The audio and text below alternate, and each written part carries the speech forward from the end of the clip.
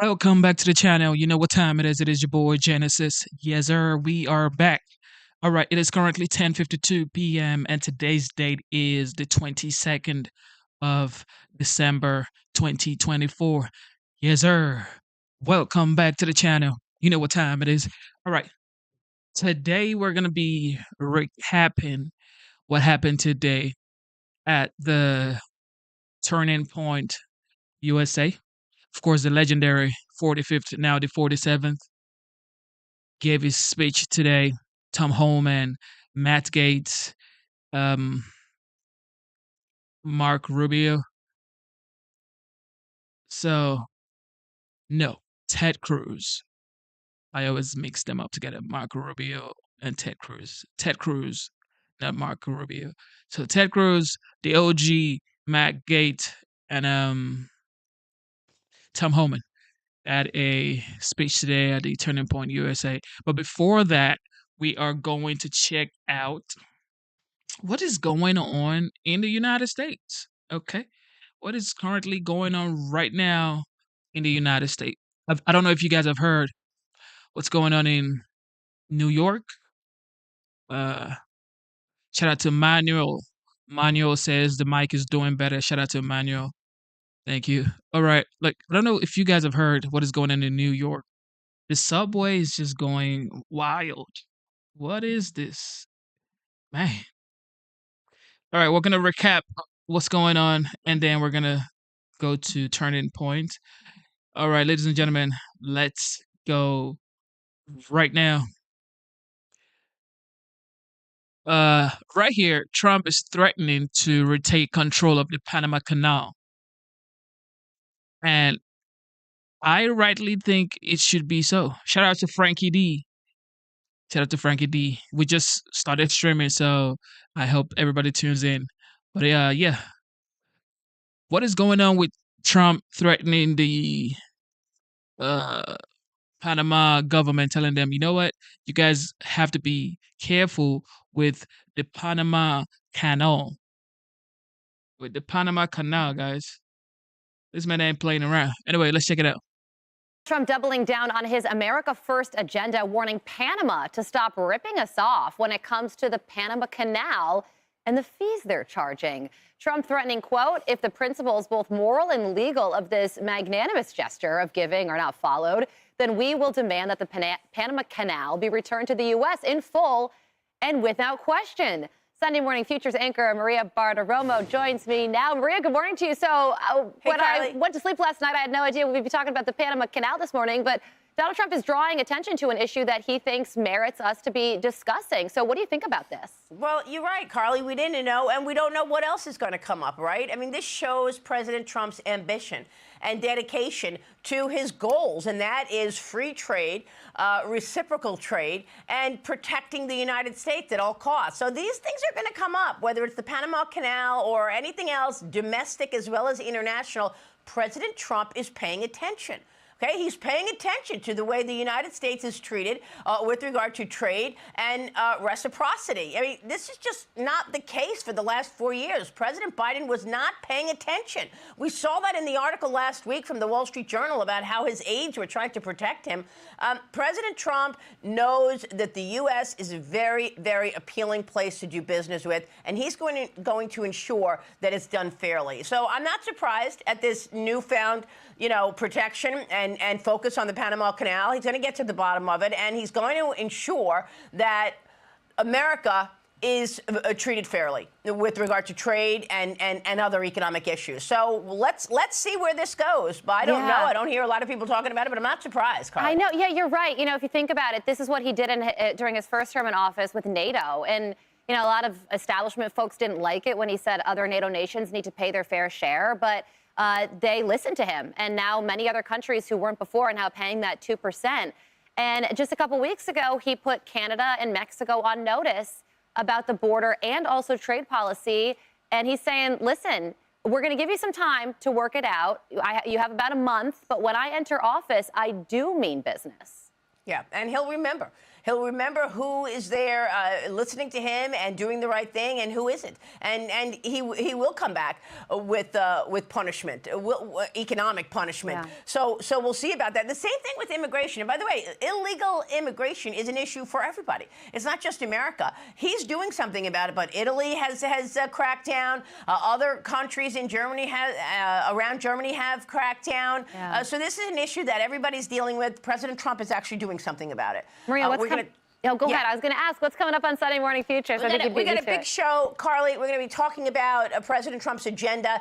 The big issue now is how they're going to execute that agenda. Is it going to be 2 reconciliation packages? Is it going to be 1? And now I'm hearing from my phone calls over the weekend that the debt ceiling limit is also a major issue. You know, it wasn't in this last slimmed down continuing resolution that passed and President Biden signed into law, but it likely will be part of one of these reconciliation packages coming up. Probably the first one, which means the tax extension is not going to be in that first one. It's going to be the second one. We're talking about that with Senator Rand Paul. We've got incoming National Security Advisor Michael Waltz here talking about the major issues that the U.S. faces in terms of threats like China. Caroline Levitt is going to walk us through the agenda and perhaps tell us the number.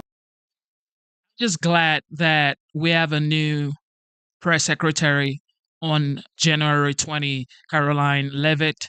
She seems like a smart person. She's very articulate. She doesn't evade questions like the great Karen Jean-Pierre. But it is what it is. Also, concerning the Panama Canal, I don't know why Jimmy Carter sold it for $1. And it's for Trump to be this detailed. He is very detailed. He wants to know what's going on at every given turn.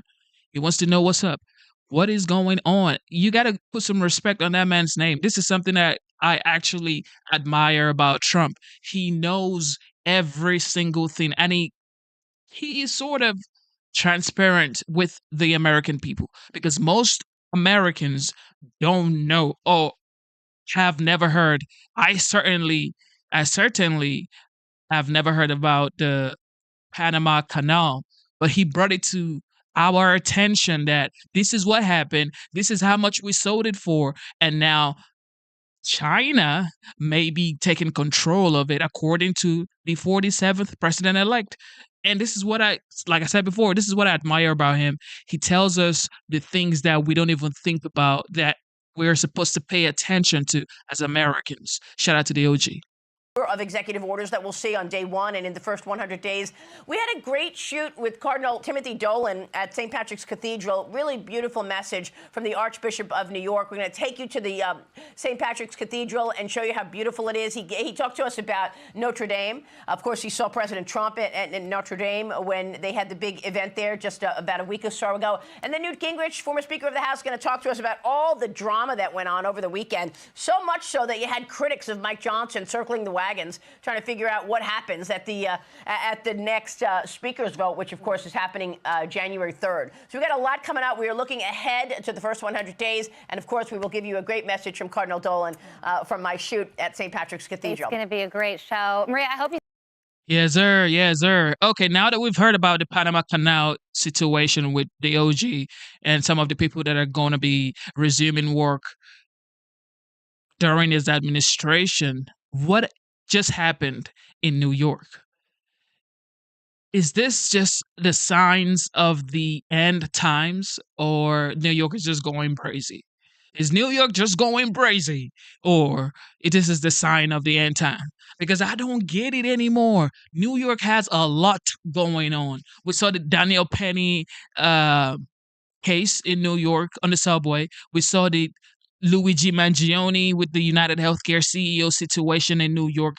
Now, another mystery has happened on the subway. What is this? Check this out. Ah.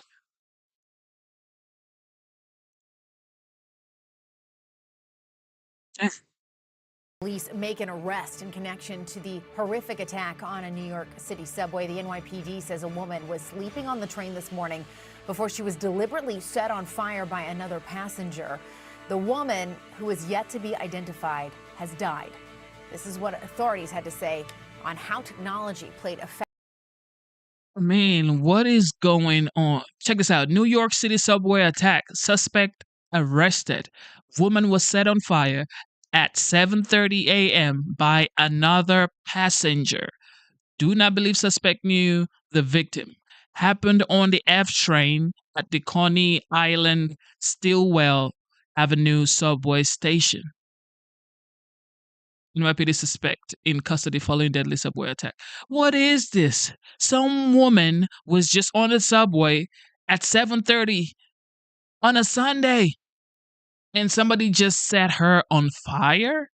What is this? What is going on? Is this the end times or the world is just going weird? Or like people need mental health doctors. Is this what is going on right now? Because this is cannot even think about this. What is this? Listen to this. Factor in all of this. Today's brutal murder was captured on one of those onboard train video cameras. It offered detectives immediately answers to questions that they had. What happened? It offered them images of the perpetrator. It allowed them to take those images and release them to the public. And it allowed the public to see something and say something, and that's why we're standing here now reporting that an individual is in custody, a person of interest is in custody. CNN's Gloria Pazmino has been tracking this story. What are these new details, Gloria? Well, Jessica, extremely disturbing details that we learned from police officials just a short while ago. This happened early this morning around 7:30 at the Stillwell Avenue station in Coney Island, which is in Brooklyn. And this is the end of the subway line. Now, police tell us that there was a woman who appeared to be sleeping on the subway car. The subway car was not moving at the time. And then the suspect approached her, lit her on fire, apparently using a lighter. That's what we learned during the press conference just a short while ago. The woman immediately caught fire. She was engulfed in flames, and officers that were patrolling the station at that hour were able to respond and put out the flames. They were unfortunately not able to save her. EMS responded to the scene, and the woman was pronounced dead at the scene.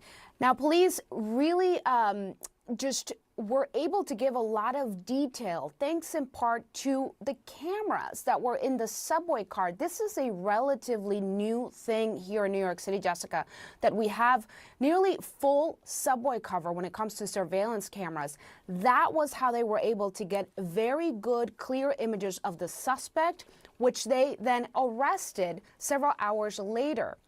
One very important detail, which the law enforcement officials went into, is that they were able to disseminate those images through the media and the press, and then they got a tip from 3 young New Yorkers. So the police commissioner said that they were high school age, who saw the man and reported it to the police. They were able to make an arrest, and he is now in custody. I want you to take a listen to the police officials just describing this incident earlier this morning. Someone who we believe carried out one of the most just depraved crimes one person could possibly commit against another human being. And it took the life of an innocent New Yorker. But at this hour, I am pleased to announce that a short time ago, alert NYPD transit officers took a person of interest into custody. So a combination of technology and good old-fashioned police work there, Jessica, as well as New Yorkers who were paying attention and called it into that tip line. We are waiting to hear details on the charges that this person is facing, and of course more details about the person who was killed in this absolutely senseless tragedy. Jessica? All right, Gloria Pazmino, thank you very much. And joining us now is CNN Chief Law Enforcement and Intelligence Analyst John Miller. He was formerly the Deputy Commissioner of Intelligence and Counterterrorism for the NYPD. John, first, I just want to get your thoughts generally about this crime and how it all progressed throughout the day and the key role that officials say technology played. Well, Jessica, it's one of those things that actually could have happened very differently and unfolded in an equally tragic way. So you have an empty train car. You have an individual who approaches this woman who's sleeping. He uses this lighter, according to the video that was downloaded from that train car. to set the blanket that she is wearing on fire. And that fire expands until it awakens her. But at this point, she's engulfed in flames and stands up. At that point, the individual who set her on fire has retreated from the train car and sat down in the station on a bench to watch her stand and burn. When police arrive, all they see is her in the train car, and they summon people with fire extinguishers and people to render aid. But if it was not for the video in the train car, the MTA gets there, they download the video, and they see it, this wouldn't have been a homicide. This would have been either a mystery or a question about how did this woman either catch fire or set herself on fire. But for that video depicted this individual approaching or lighting on fire. There were no other witnesses to that. Interestingly, the technology then expands because one of the officers on the scene turns towards where this man is sitting outside the train car on the bench, and his body camera actually captures that face. Once they download the video and realize he's gone, they're able to exploit the body cam video to say, here's his picture, put that out over their social media channel, crowdsource it to everybody riding the train and everybody in the city, and he's spotted hours away and far away. So a lot of technology came together, and, you know, it's interesting.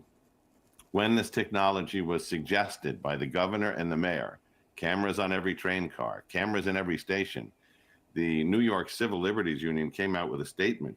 The New York Civil Liberties Union strongly opposes NYPD's plans to increase the number of surveillance cameras until police come up with a plan to safeguard the use of these cameras and the images they capture on tape. Our concerns extend to the announced increase in surveillance cameras on the subway. It was interesting that, you know, privacy advocates and civil liberties people oppose these cameras. When you talk to people in the subway, all they say is more cops, more cameras. Yeah, that it is so interesting, and you make such a great point that if that camera wasn't there, then we would have maybe never known that anybody had a role in lighting this woman on fire. With that in mind, John, what do we know more about the victim and the suspect? Officials were pretty scant with details. They were still working to ID the victim, frankly. With the suspect, all they could say is that he had arrived in 2018 from Guatemala. That was about all we got. What more are you learning? When they took the suspect into custody, he basically self-identifies. They did not find any, as I am told from my sources, they didn't find any ID on him. So they're going by his statement as to what his name was, what his date of birth was, when he arrived in this country, where he came from. Of course, they'll be running fingerprints and other records to see if they can confirm that ID, including where he's been staying and to document all that background. But right now, they're not able to speak as to whether he has any prior record of violence or violations on the subway, because all they know about him, at least at this moment, is what he's told them. Mm-hmm. And I also want to ask you about the fact that New York Governor Kathy Hochul, who you mentioned played a role with the mayor in putting these cameras into the subway, sent National Guard troops into the subway for security during the holidays. Do you think that was the right move? And just generally, when it comes to security with the New York subway, where do you think that stands today? Well, I think it was the right move in that the National Guard is a backup to the existing law enforcement system. They spend tons of money on overtime to push cops from the street to do overtime tours in the subway. But I think we've all figured out the key here is after the incident involving Frank James in 2022, when he at random opened fire and shot 10 people on the subway, and the cameras on the station were not functioning that day, and we were deprived of that video during the investigation I was a part of. The push to get those cameras in every station, in every subway car, makes a real difference. And here's the other irony here, which is the police commissioner we saw speaking, Jessica Tisch, before she was police commissioner and sanitation commissioner and commissioner of internet for the city, she spearheaded NYPD's technology as the deputy commissioner there. She was the one who introduced the body cameras to the street, which were critical today. The ability to transmit information to 36,000 phones that police officers were carrying, including images, which was instrumental today, pushing NYPD's social media. So as she comes around to her new role as police commissioner, she's literally reaping the benefits of her own hard work from years ago. Yeah, it is incredible the groundwork that she laid that now has helped her both in this and also Luigi Mangioni's case as well. John Miller, thank you so much. We appreciate it. Good to see you. You have to give these people credit, especially the governor, just the people in New York. However, it's like there's more to be done. This can't keep going on. This cannot keep going on because this is just absurd. New York, just in the month of December alone, has had so many tragedy fall upon them. And it's like, what is going on? Okay, what is going on? I just want to breeze around what's going on in the country before we go to Turning Point and listen to the OG and Ted Cruz and Matt Gaetz and come Homan. But something also happened with United States Navy pilots. Some fighter jet was shut down over the Red Sea, and fortunately, by God's grace and proper adequate training, these two U.S. Navy pilots ejected safely. And shout out to the United States Navy force. Check this out.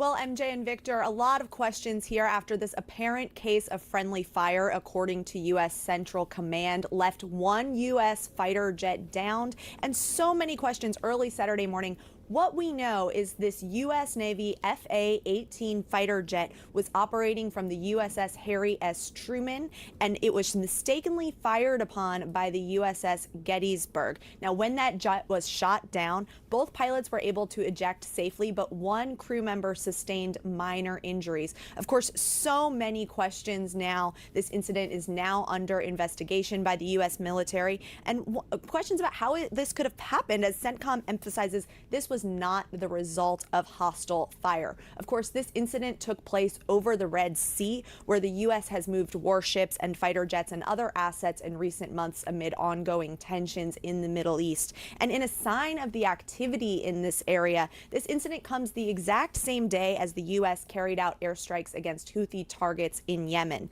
Now, the U.S. struck a missile storage facility and a command and control facility in the capital of Sana'a. And during that operation, the U.S. also shot down one-way attack drones and an anti-ship cruise missile, according to CENTCOM. Now, those attacks also involved U.S. Navy FA-18 fighter jets and U.S. Air Force assets, according to CENTCOM. But two U.S. military officials tell CNN that this downed fighter jet we have talked about in this incident was not a part of those strikes. MJ and Victor. Betsy Klein for us at the White House. Thank you so much. Let's bring in now CNN military analyst and retired Air Force Colonel Cedric Leighton. Colonel, good morning to you. The investigation will determine how this mistake happened, but typically, how do these types of mistakes happen? Yeah, Victor, good morning. One of the big things here is that you have a very big airspace that they're dealing with. And in that airspace, there's a lot of activity, especially when there's a carrier battle group active like there is in the Red Sea with the USS Harry Truman. Now, which is where the F-18 came from.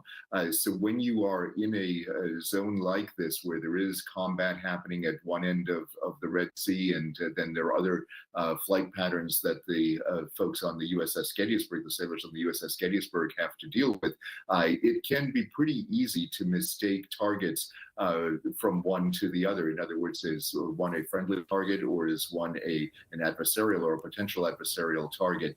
So what the investigation is going to look at is what the people, the sailors that were manning the positions on the USS Gettysburg, what they saw, what they believed was coming toward them, if in fact the aircraft was heading toward them, why they saw it as a potential hostile aircraft, and why they fired. So this is going to be a critical piece, and in these situations, what they saw, what they believe to be the case, is going to be a key part of that. What the radar picture looked like for them is also going to be a factor, and of course they'll need to answer why they didn't deflict the aircraft properly. And what we also learned. This is something we do not think about most of the times. Like we're just we're here. Okay, we're here in the United States having a good time, spending quality time with our families. We're preparing for Christmas. We're buying Christmas trees, getting toys, getting presents and gifts for our kids, our spouse, our moms, just family members, relations. They're men and women protecting the United States in various parts of the world. That is just something that I would 100%, as a matter of fact, 1000% pay my respect to. And I want to say thank you to all the veterans, all the military personnel. Just think about it. You're here in your comfort zone, in your warm home, your warm bed, warm couch, probably having some nice dinner or, some nice ice cream, whatever snack chips that you got going on, and you're watching Netflix or you're watching YouTube, just having a good day. You're man in the cold, on the sea, protecting us right now. So shout out to all the military men and women. Shout out to the veterans. God bless you. Thank you for your service. And I'm just glad this U.S. fighter jet that got shot down by mistake over the Red Sea. Thank God that they actually got ejected safely. Only one sustained a minor injury. And yeah, it's brutal. It's brutal out there, man. It's brutal out there. But God is the greatest. And thank you one more time to the military people. Is that this fighter jet was mistakenly hit, and then the two Navy pilots ejected from their jet. I mean, is this how the ejection system, if you can call it that, is that how it's supposed to work? Or typically, would you see something like this coming, and then before you're hit, you're supposed to get yourself out of the fighter jet? Yeah, MJ, one of the key things here is that pilots always stay with their aircraft until they can't maneuver the aircraft. What basically happened in this particular case is not atypical for a situation like this. In essence, what you have is a missile coming toward you. If you can evade that missile, you're going to do everything you can to not only save yourself, but save the aircraft. If your aircraft gets hit, that's when you eject. And that's exactly what these pilots, these crew members followed in this particular case, those procedures. Colonel, should we have expected that there would have been some opportunity to communicate between the Gettysburg and these two pilots before this happened, that they could have identified themselves? Yes, absolutely. And that's also going to be one key aspect of the investigation, why the crew on the USS Gettysburg did not see this aircraft as a friendly aircraft. So there's supposed to be communication between not only the pilots and the aircraft carrier, in essence, their controllers in this case, but also with all the other naval assets in the region. And so what was communicated to the USS Gettysburg is going to be a critical part of what this investigation finds. Whether or not that communication was clear, whether it was something that they mistook for something else, and why they mistook it for a potential hostile target. That's the kind of thing that is going to be part of the investigation. So yes, communication, what it was, how it was lacking. If that's the case, that's going to be part of the investigation. Colonel, I was struck before when you were saying that it's actually, easy enough to mistake targets in this fashion. I mean, how much activity there has been in the Red Sea basically since October 7th, heightened hostilities, the back and forth. I mean, was it actually just a matter of time, in your view, until we had an incident like this, given how much activity we've seen there? Yeah, it's you want to give the crews in this area, in a very tense area of the world, a lot of credit for doing what they do. And we certainly would expect, when you look at the kinds of accident rates that the Navy and the Air Force have in situations like this, that something like this could happen. But the procedures that are in place within the U.S. Navy and within all aspects of the U.S. military, especially in the CENTCOM area of responsibility, are actually pretty extensive. They're pretty tight procedures, and they're designed to avoid incidents like that. And when a situation like this occurs, obviously something went wrong, and whether or not you would have expected something like this, that depends what exactly went wrong. But MJ, when you look at the totality of this, it is certainly clear that an accident like this could certainly happen, and we are lucky that it hasn't happened before. Yeah, that's interesting in the conversation about communication. I mean, when miscommunication results in an FAA team being shot down and 2 pilots ejecting, of course, CENTCOM tells us. But when these types of miscommunications happen and they don't reach this level of severity, I mean, how common is that? Yeah, that each crew is going to on each ship is going to probably have different statistics when it comes to that. But yes, it is something that does happen, where at first people think that there's an incoming target to them, and you have to think these aircraft are moving at a very high speed, and when you are sitting in a guided missile cruiser and you're looking at what is happening on your radar scopes and you see what is coming toward you, the potential for misidentification is actually quite high, and that's where training comes in. They look at the types of aircraft, they look at their characteristics, they look at the airspeed, they look at those kinds of things and use that to help determine whether or not what they're seeing on the radar is accurate. And of course, they also look at the intelligence picture and try to deconflict with that. So these kinds of things, do happen, and misidentifications are very often corrected just in time before an incident like this, as bad as this is, before an incident like this does happen. All right, Colonel Cedric Layton, thank you so much. Happy holidays. Ladies and gentlemen, thank you for tuning into the live show. You know what time it is. It is your boy, Genesis. Double tap your screen, subscribe to the channel.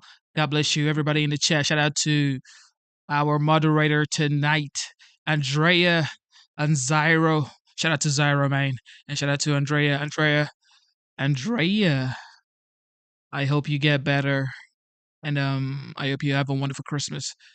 And yeah. Now, of course, the border. The border has always been an issue in this administration with Biden. And of course, our border czar, Kamala Harris. For some reason, Kamala Harris just faded into the dark night. She's gone. It's like nobody's talking about Kamala Harris anymore. But I guess that's how life is. If you lose, nobody cares about you. If you win, you are on top of the world. And that's what's going on with Trump right now. Everybody's talking about him. Everybody wants to kiss the ring. Everybody wants to go dine in Mar-a-Lago. Everybody wants to have a dinner with the OG in Mar-a-Lago. Even Justin Trudeau flew from Canada to come kiss the ring. And unfortunately for him, Trump is considering making Canada the 51st state of the United States, and Governor Justin Trudeau will be the 51st governor. But with that being said, the border, the border. Let's get it.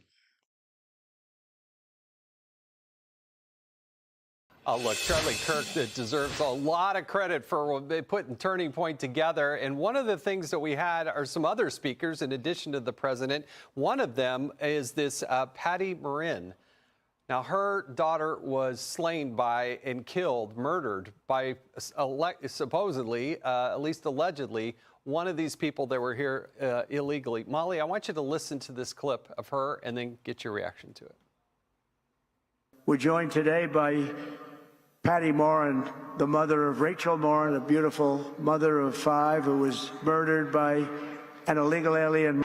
The thing I appreciate the most is that he heard the cries of a mother. And he cared. And he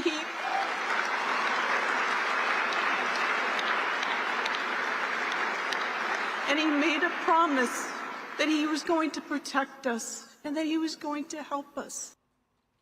I mean, this was a heart-wrenching moment, up there and before this young crowd who can, see a mother up there.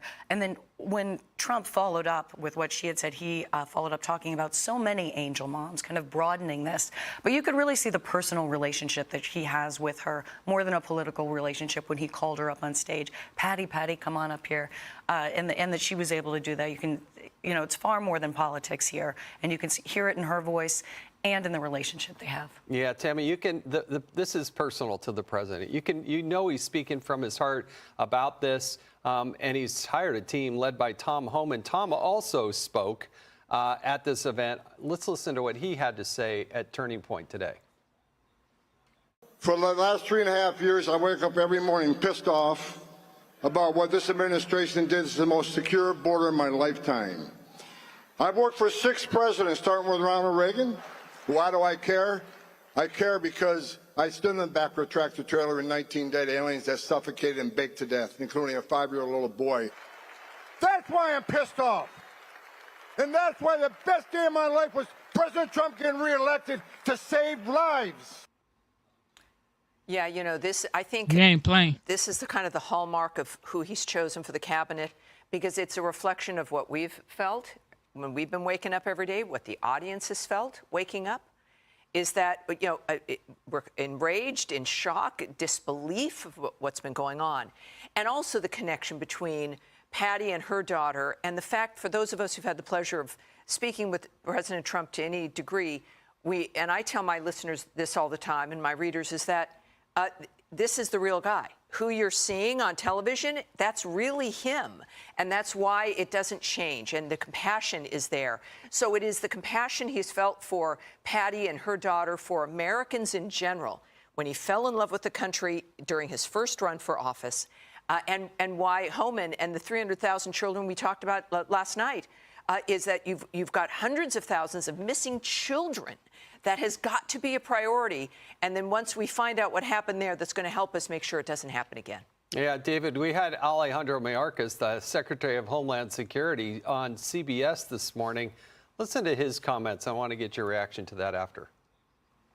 We certainly have received reports of children being trafficked, even those as to whom we know where they are. That is outside the responsibility of the Department of Homeland Security. It is unclear because we were not left with good records. Data was not kept. And so that was also one of the great challenges. He's lying. He's flat out lying. Number one, they created the system. 2, those children were released into HHS custody, and you saw the tragedy that played out there. Another reason to have RFK Jr. in there as well is HHS will play a huge role in getting them back. I've talked to Tom about this for years now, and especially since he's been named as the designated border czar. And these are the things. Alejandro Mayorkas is just a liar. There's no other way to put it. Those children are missing. The tragedy. They find a 13-year-old in New Jersey being beaten in traffic just a week ago by illegal aliens. Years ago, I warned people that Queens had become the #1 destination in the country at one point for women being trafficked and young women being trafficked across the southern border. They knew where these were. We were reported on it. Alejandro Mayorkas chose to become a human trafficker along with the Biden administration. That's what it is. It is human trafficking. They opened up those borders. They created their rewards and incentives. Yep. They invited them here. They literally flew them into this country, and then they somehow act surprised, and then they try to blame somebody else. Oh, we didn't have the records. Well, you were keeping the records.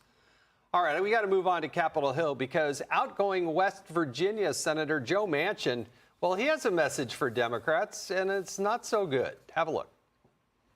The D brand has been so maligned from the standpoint of it's toxic. They have basically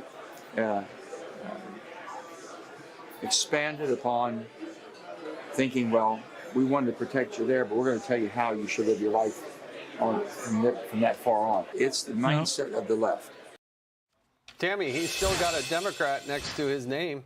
He does, and it's as though he's been living in a cave. I'm not quite sure why he's suddenly surprised. The first book I wrote about the left and its problem was in 2001. I mean, what is this, 25 years ago now, a quarter of a century, and Joe Manchin surprised and suddenly shocked, that there's gambling in the casino. But it's just remarkable, and I don't take him seriously, but at least I don't even know if it's better late than never, but it's a little absurd, right? David? Don't even believe Joe Manchin, who learned from his uncle how things work in West Virginia. He was a political power boss. Look at his voting record. Joe Manchin has been lying to the American people, playing the moderate for years, and his voting record shows that. Yeah, one of the big problems with the Democratic Party is juxtaposed with what President Trump is doing.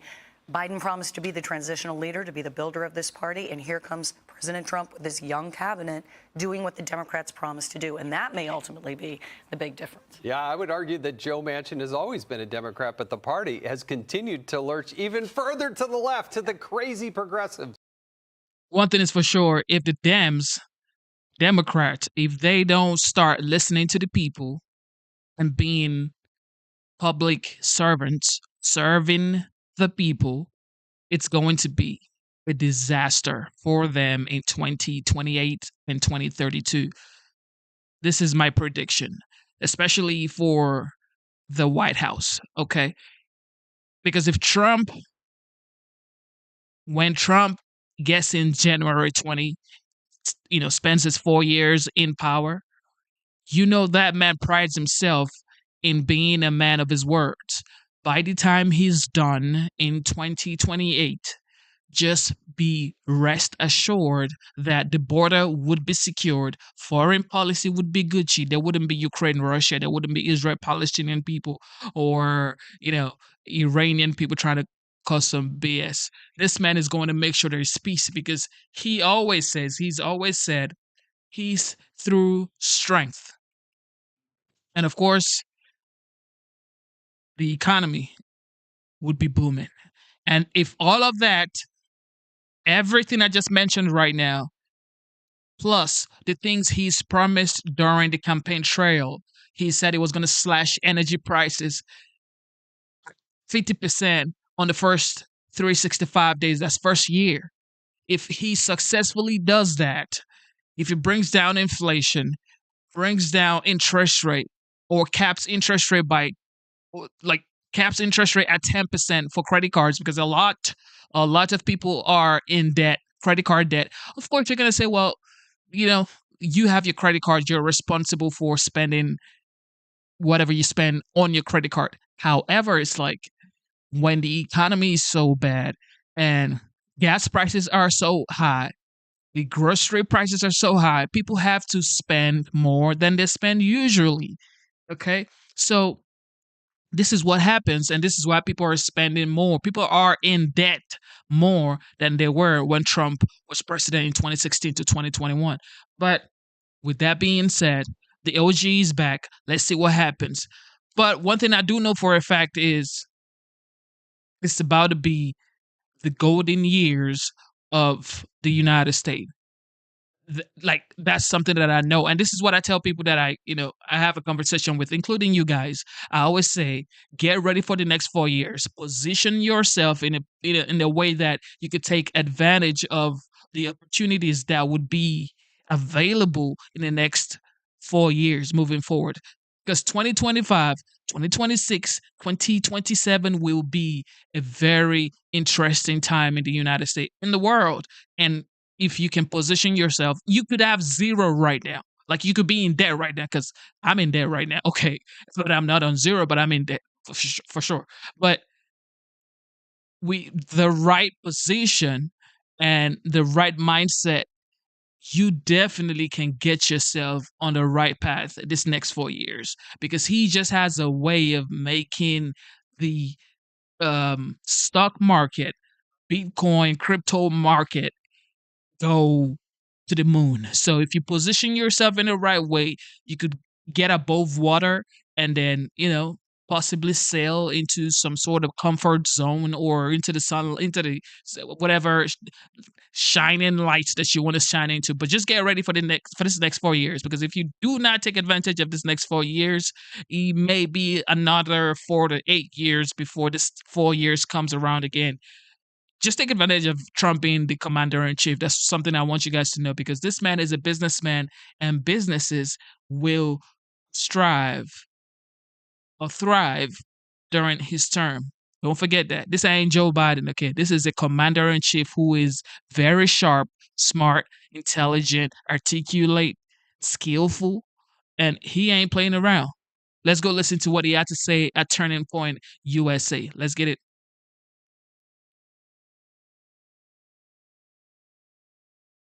Who have lost their. All right. This is in the beginning. Let's get to the beginning for sure. Tap your screen, subscribe to the channel, and let's have a good time. What do we have here? We don't want to do that nice and slow, but I just want to thank you. What a beautiful production this is. What a great job the whole group does. And been amazing. Turning Point's been amazing. And it's really been tremendous numbers of American patriots. It's really been great. And you saw what happened last month. And we had Turning Point's grassroots army. It's an army.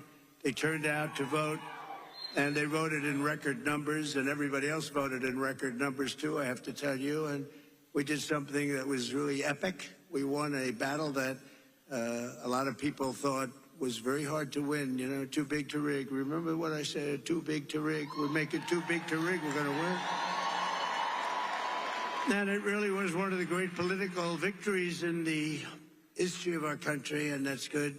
They said one of the very big radical left newspapers said the most consequential election in the last 129 years.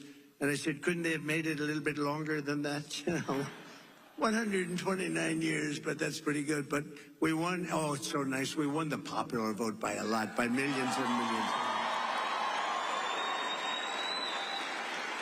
And I used to hear the first one, we won and we did great. And they always would say, well, he didn't win the popular vote. He won the electoral college. You know, they'd say that low. But we actually did very well then, but we did really well the second time. And this time, we said, to hell with it. We've got to just blow them away. And that's what we did. We blew them away. So we won all 7 swing states. Remember, they were saying, well, you know, we did very well in early voting, so we didn't have to win too much because we were way ahead. But they said, well, he only has to win 2, but we won all 7. Can you believe it, huh? We won all 7. And we carried the great state of Arizona, something not easy for a Republican to do, but it was easy for us to do. And we had more than a 6-point landslide. That's called a landslide here. And not only did we reclaim the White House, we also took back the U.S. Senate. And we won the largest popular vote majority for House Republicans in a presidential year since 1928. That's a pretty good thing. And I want to express my tremendous gratitude to Charlie Kirk. He's really an amazing guy. Amazing guy. And his whole staff for their relentless efforts to achieve this very historic victory. It's such a great honor. It's not my victory, it's your victory.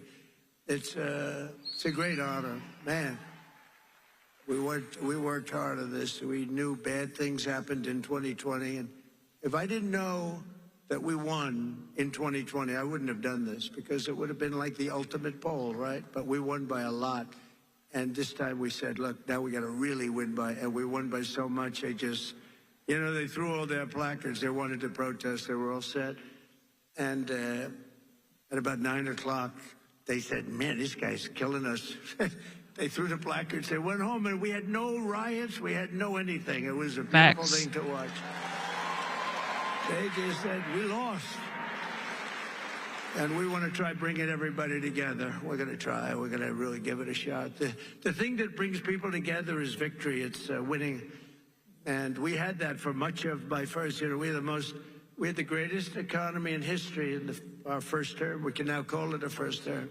We had the greatest economy in the history of our country, maybe in the history of any country, frankly. And we did things that nobody could have done, and we're going to do them even better now. We're going to be drilling, as we say, drill, baby, drill. We're going to drill, baby, drill. but we're going to be doing a lot more than drilling. But I also want to give a very special thanks to everyone at Turning Point Action who outworked and outsmarted, always outsmart. You gotta be smart too, and outorganized the radical left opposition. We had very strong opposition, not in terms of numbers, but I will tell you, something's happened because that was a big defeat for them. Nobody expected the numbers. You know what happened? The pollsters went around, and whenever anyone said, it's none of your business, they say, who are you voting for? Or who did you vote for? They said, it's none of your business. And sometimes they said much tougher language than that, but I'm not going to get into that because I'll get in big trouble on the home front. And with Franklin Graham, please, sir. He says, please, sir, please don't use foul language. You speak so beautifully. You can do just as well. Actually, it doesn't work quite as well, but that's okay. It's just emphasis. But when they said, essentially, it's none of your business, that was a Trump vote. And they had the highest numbers of people that said that because they don't trust the press, etc. And we had the highest numbers, and that's why the polls showed us winning, but not winning in a landslide like we did. And we sort of knew that was going to happen. We could tell by the rally size. Look at this. Here we won. There's no reason except celebration, but that's not a bad reason, is it? And look at the crowd. They have 7,000 or 8,000 people standing outside. They can't get in. Would anybody like to give up their seat, please? Nope. Nope. You know, doing this for years, I don't think I've ever had anyone say, yes, yes, I'll give it up. Just one person, nobody. The Democrats and the media said that Turning Point could never run a ground game. They weren't experienced. They didn't know Charlie, right? But when the ballots came in, the other side really didn't know what the hell hit them. They got hit hard. The victory was such an outstanding one, such a big one. And the other side now, and we don't want this. We want people to be happy and healthy. But they did. They lost their confidence. If you watch television now, they're all befuddled. They don't know what the hell happened. They're befuddled, to use quite a nice word that my mother used to use years ago, talking about somebody that's a mess. But they did. They've lost their confidence, and hopefully they'll lose it for a long time and then come over to our side because we want to have them. We want to have it. And we're going to have some inauguration on the 20th. We're going to have something. It's going to be good. Going to be good. But something happened also in the election. All 50 states shifted toward the Republican Party, every single one of them. And together we won the largest share of African-American voters of any Republican in modern history. Actually, in history. We won more Hispanic-American votes than any Republican ever, and we won the vote. We won the Latino men. Who's a Latino man? Do we have any Latino men? Now, you're not a Latino man. Very beautiful woman, but a man you are not.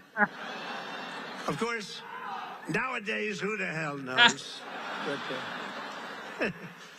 But we won the Hispanic, I call Hispanic. I always said, do you like Latino or Hispanic? Let's go. Let's do a free poll.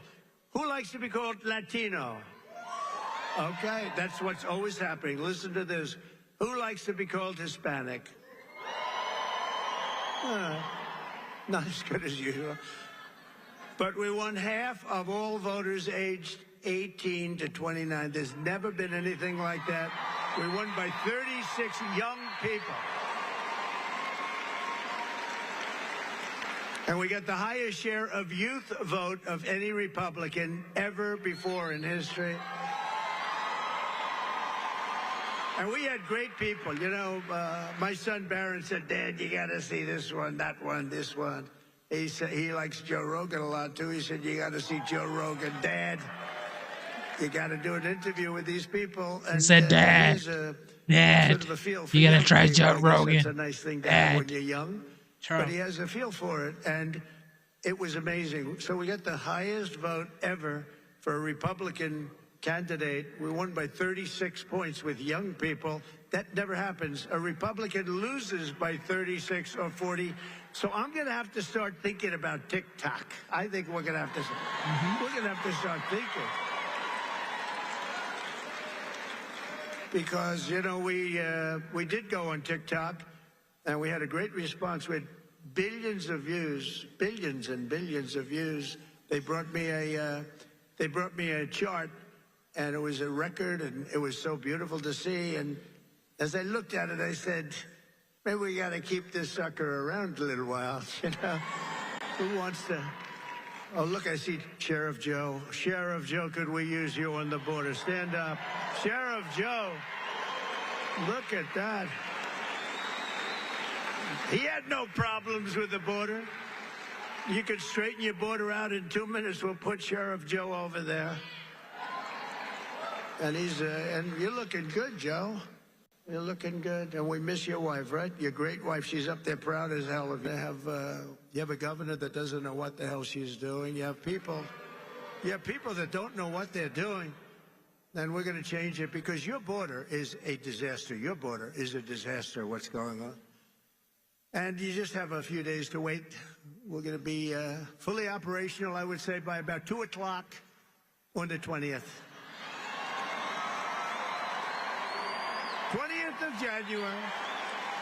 With your help, we gained 23 points with voters under the age of even 25. Think of that. We gained 23 points. And in the election of 2024, our movement not only won a mandate, but we built new American majorities all over the place, and will define our country's future. I believe it's going to define our country's future for generations to come. That's going to happen. It's, you know, there's some people called up that are great people, actually.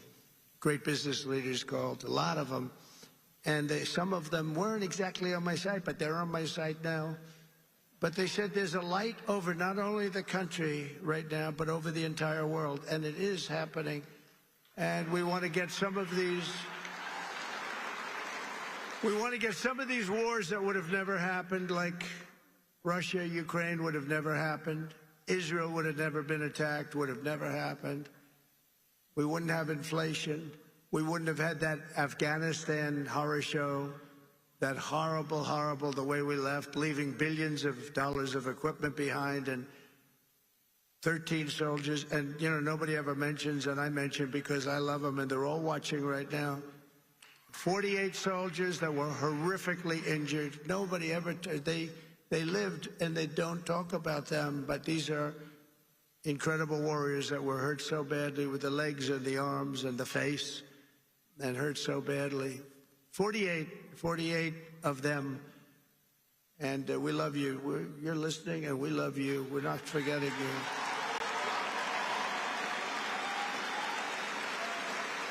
And for all of us standing before you today, I can proudly proclaim that the golden age of America is upon us.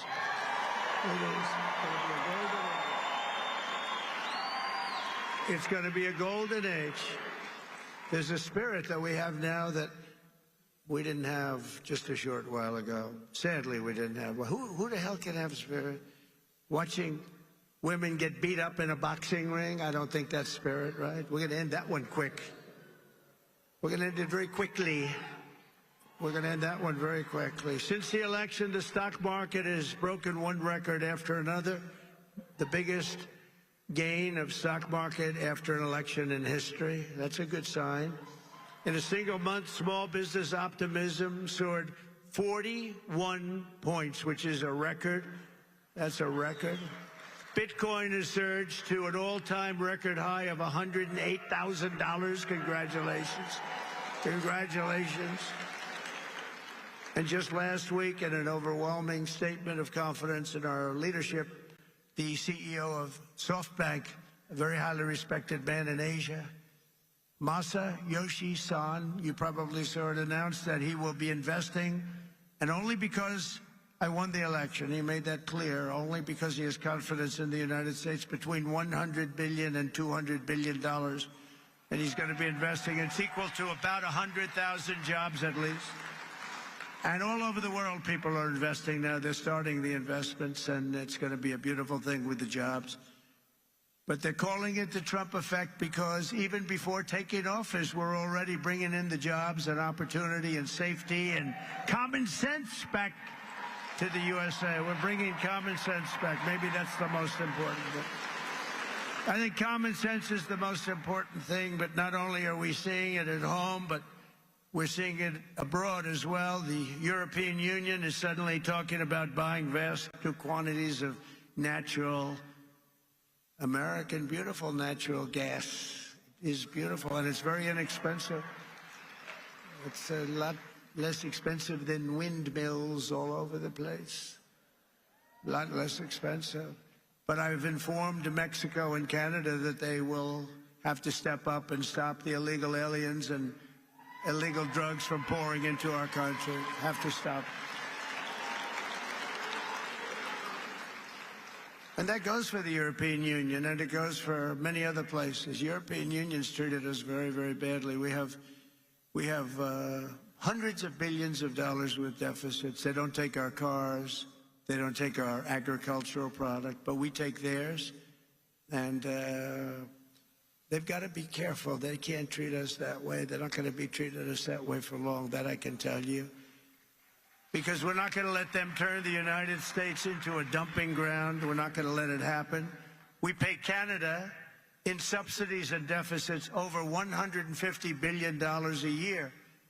And you say, why are we doing that? Why are we paying Canada $150 billion? Essentially, we're paying Canada, and we love Canada. I have so many friends. I love Canada. I love it. But why are we spending $150 billion on Canada? Yet Canada allows people and drugs to flood in through our northern border. You know, we have a northern border that's not doing so well either. Likewise, people are coming in from Mexico in numbers that have never, ever been seen before. We had 21 million people come in over the past 4 years. Think of that, 21 million people. And you see a lot of these people should not be here. They come from mental institutions and prisons from all over the world, not just South America. Hundreds of thousands more are racing to get across before January 20th. You got to see it. And I was very strong with Mexico. I spoke to the new president, who was lovely, wonderful woman, and President Sheinbaum, wonderful woman, actually. But I said, you can't do this to our country. We're not going to take it anymore. You can't do it. But I've informed Mexico that it just cannot continue. We're not going to let it continue. The United States has lost 300,000 people a year. Think of that. I don't know. I mean, how many people, everybody you meet said, I lost my daughter, I lost my son to drugs, to fentanyl, mostly to fentanyl, but to drugs. Families are being destroyed, and we're going to stop it. We're not going to let that happen. And we're also going to be doing something that's, I think, going to help a lot. We're going to do very big advertising campaigns, just like a campaign for running for president. We spend a lot of money, but it'll be a very small amount of money relatively. We're going to advertise how bad drugs are for you, how bad they are. They ruin your look, they ruin your face, they ruin your skin, and ruin your teeth. I think that is a very smart initiative by the 47th. Drugs should be condemned, especially when it's bad for you. This is just my opinion, and everybody can have their own opinion. But I support the 47th president. Shout out to YouTube. Shout out to YouTube, okay? Okay. Because this right here, I support it. There should be ads saying this right here is going to make your teeth fall out. This right here is going to make your face look older than what you already are. And if you take this, your brain will be fried. You would not be able to take care of your family like you should. Okay? You would not be able to be a useful human being to your kids and spouse. All right? So I support that. If you want to have horrible teeth, take a lot of fentanyl. If you want to have skin that looks so terrible, take fentanyl. We're going to show what these drugs are doing to you. Nobody's done that before, and we're going to do it. And that is, it's going to be like running a political campaign, just like running for president, just like we just did. We had some pretty good ads, right? We explained what these people have done, how they're destroying our country. I mean, who would let millions of people pour in from prisons and jails and mental institutions, and I always say insane asylums? You know, the press gave me a hard time because sometimes I'd use the word, a name, Hannibal Lecter. They said, why does he mention Hannibal Lecter? That has nothing to do with it. Why would he? I mean, are they stupid? The fact is that we don't want Hannibal Lecter. You know what that is? Silence of the Lambs. We don't want Hannibal Lecter, Dr. Hannibal Lecter in our country, do we, huh? And you know what happened when they went to the voting booth? Or, unfortunately, if they signed their mail-in ballot, but we got by it. We got to change all of that stuff. We got to have great, fair, confident elections. But when they went into the booth or they signed their ballot, they said, Hannibal Lecter, that's a bad guy. We don't want him here. They knew that. They didn't like that. They didn't like that I used them because it's a very good example. It's like incredible what they do. We need borders, we need fair elections, and we need a free and fair press. And we're going to try getting all of them. As another example of the things we're doing and looking at, it's such a terrible thing is happening. The Panama Canal is considered a vital national asset for the United States of America due to its critical role, American economy, the whole world economy, and also national security. The Panama Canal. Has anyone ever heard of the Panama Canal? Because we're being ripped off at the Panama Canal like we're being ripped off everywhere else. A secure, he just said take it back. That's a good idea. Where do you come from, sir? He doesn't come from Panama. Oh, yeah, good. A secure Panama Canal is crucial for U.S. commerce and rapid deployment of the Navy from the Atlantic all the way to the Pacific. It's an incredible thing, and drastically cut shipping times down to U.S. ports by days and even weeks. The United States is the #1 user of the Panama Canal, with over 72% of all transits heading to or from U.S. ports. Think of that. So we built it. We're the ones that use it. They gave it away. Considered one of the one of the great wonders of the world. The Panama Canal opened for business 110 years ago and was built at huge cost to the United States.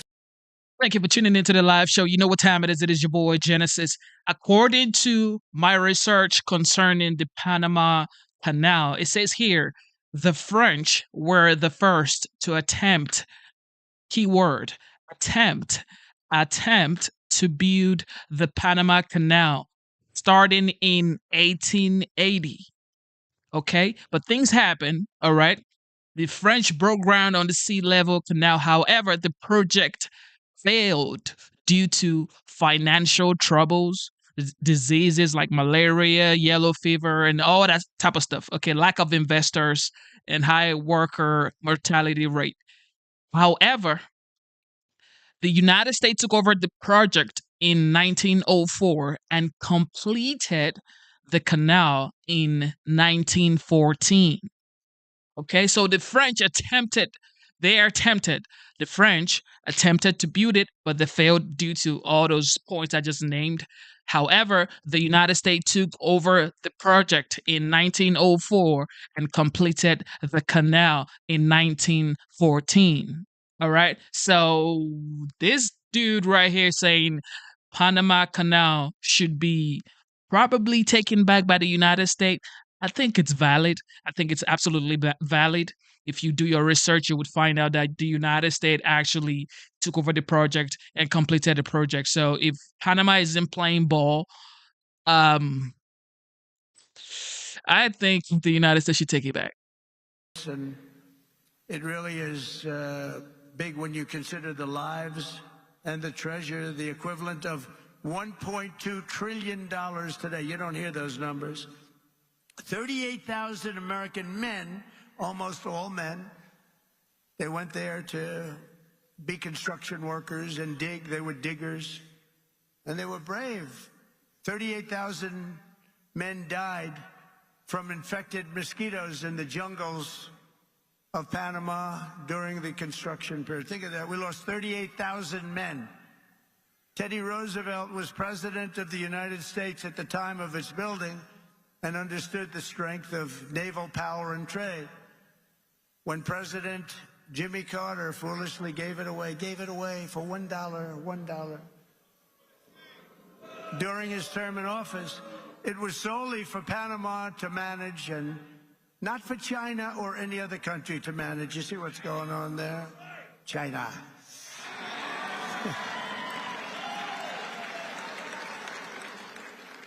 It was likewise not given for Panama to charge the United States, its Navy, and its corporations doing business within our country exorbitant prices and rates of passage, which they do. They charge us like it's a disgrace.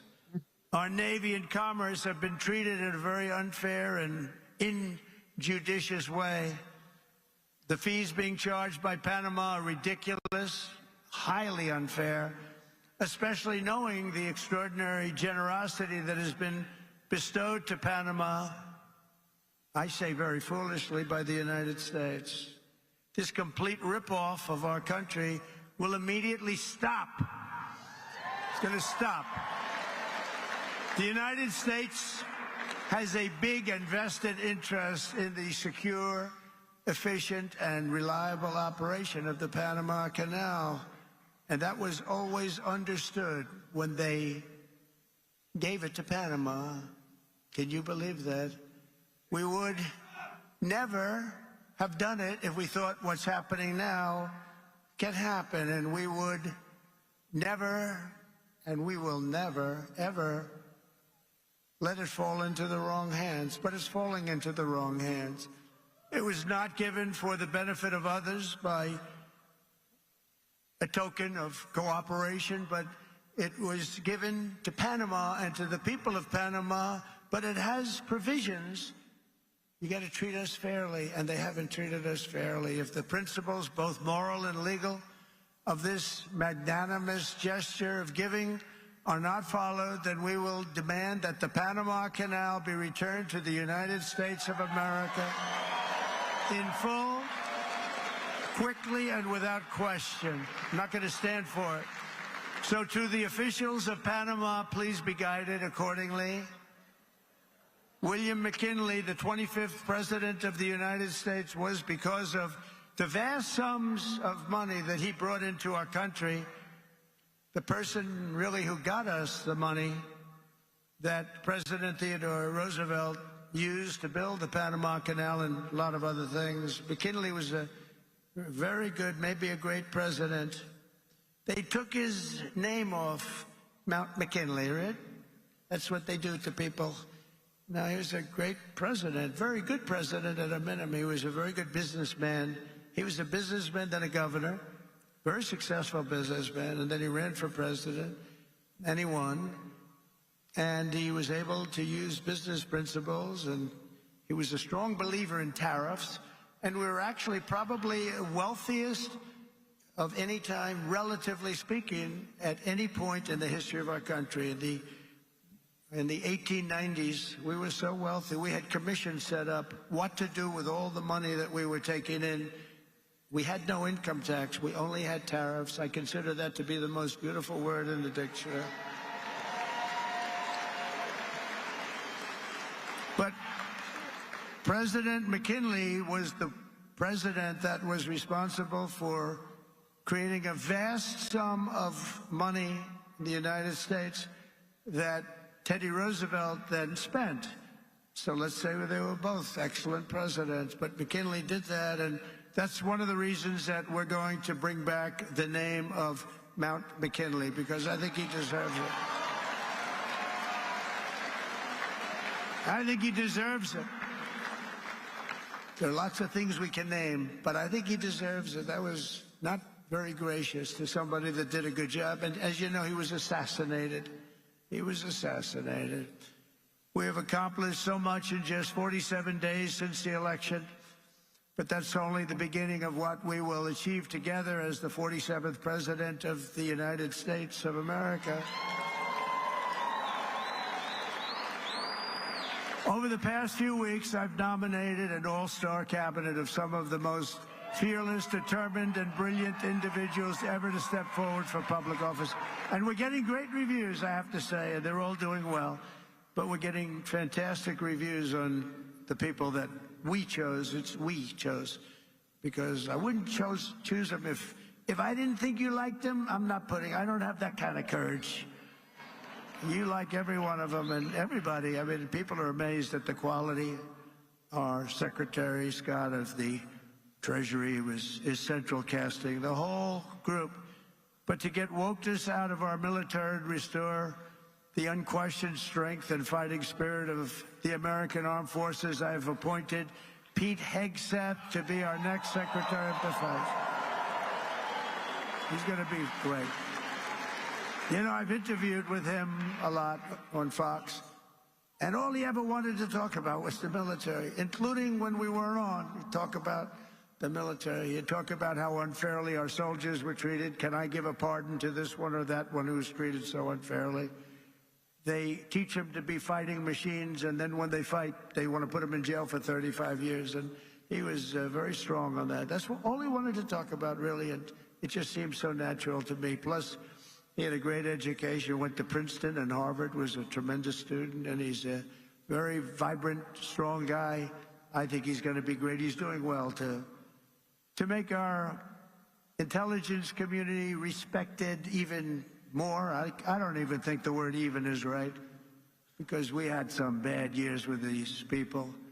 But we're going to do something. We're going to stop looking at all of these horrible foreign wars that we've gotten ourselves through stupidity.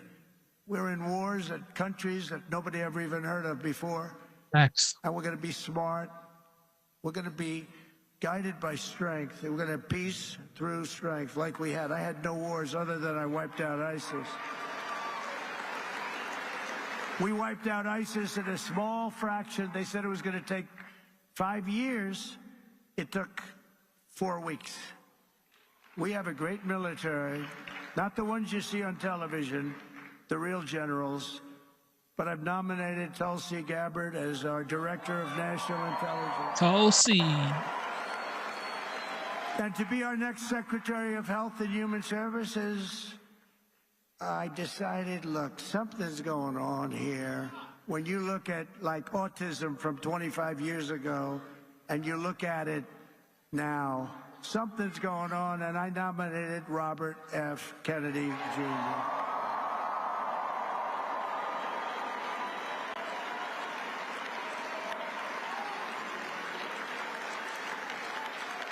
Think of it.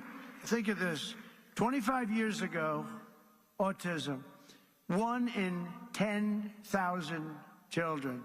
Today, it's 1 in 36 children. Is something wrong? I think so. And Robert and I and all, we're going to figure it out. But did you ever hear numbers like that? Something's wrong. Something's wrong. Likewise, there's been a 25% increase in childhood cancer and a staggering increase in chronic diseases. So together we're going to make America healthy again. We're going to make America healthy again. Something's happening. Something bad is happening. And to end the weaponization of law enforcement and restore fair, equal, and impartial justice, we will have an outstanding new Attorney General in Pam Bondi. She's fantastic. She is fantastic. Known her a long time. And I'm very pleased to report that Christopher Wray is on his way out. He's resigned. And he will soon be replaced by our next FBI director, somebody who I think is going to be one of the greatest, maybe the greatest director of them all, Kash Patel.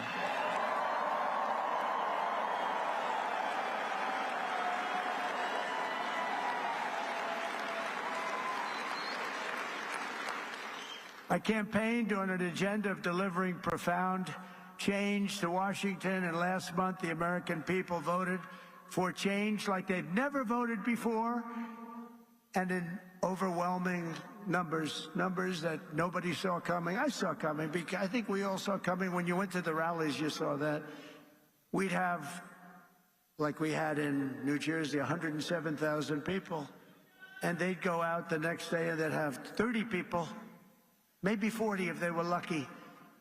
And then I heard how it was going to be a close race. I said, why is that? Why is that? I don't quite get that.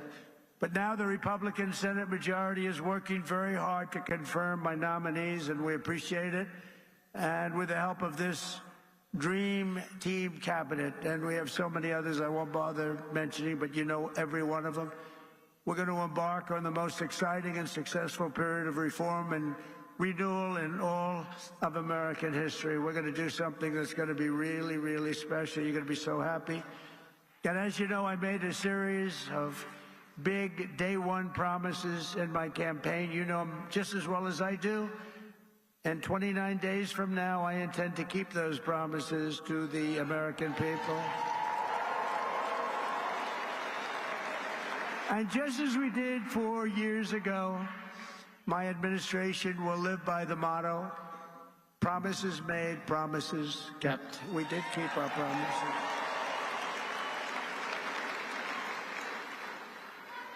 And there's a new hat, there's a brand new hat that's out. I saw it yesterday, the first time, and it's selling like hotcakes. It says, Trump was right about everything. And I don't want to brag, but we were right about just about everything, including foreign policy, these crazy wars that we're in. One of the things I want to do, and quickly, and President Putin said that he wants to meet with me as soon as possible. So we have to wait for this, but we have to end that war. That war is a horrible, horrible. The soldiers, the number of soldiers being killed, it's a flat plane, and the bullets are going, and there's powerful bullets, powerful guns, and the only thing that's going to stop them is a human body. They go dead flat land. Nobody's ever seen anything like it. Millions of soldiers have died now. Millions. We're seeing numbers that are just crazy. Got to stop it. It's ridiculous. Would have never happened if I was president. That war would have never happened. Facts. And October 7th, Israel would have never happened either. Facts. So much. Our country would be so different and the world would be so different. But it's not. So we have to make it great. We're going to make it great. We're going to do it as quickly as we can. On my first day back in the Oval Office, I will sign a historic slate of executive orders to close our border to illegal aliens and stop the invasion of our country. And on that same day, we will begin the largest deportation operation in American history, larger even than that of President Dwight D. Eisenhower. And as part of Operation Aurora, you know all about Aurora, how horrible that's been. Every single foreign gang and illegal alien member, all of this criminal network operating on American soil will be dismantled, deported, and destroyed. Going to get them out. Think of it. They sent their gang members to us. Busload after busload. We had an open border. They're gang members. They're drug dealers. They're drug addicts. People that were sick. People that were healthy and strong. What the hell was that? Yeah. You get the little yips up here every once in a while. I wonder why.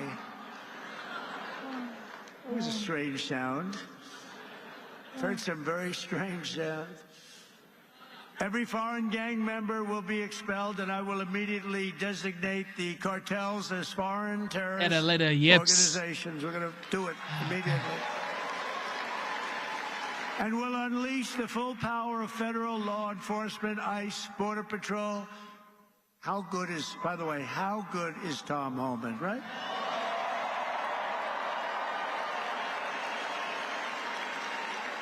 He's phenomenal. I've known him a long time. I'll bet you Sheriff Joe likes Tom Homan, right? Sheriff Joe, yes? Yep. He goes, yep.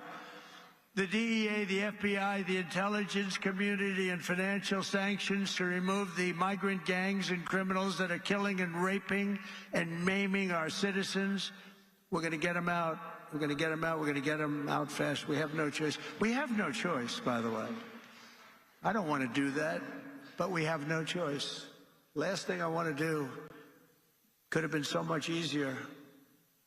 The election wasn't rigged. It would have been a much different thing. But this will show something. This is going to show how we do it and how good we are. You know, we showed how the opposite philosophy runs a country, and it wasn't good.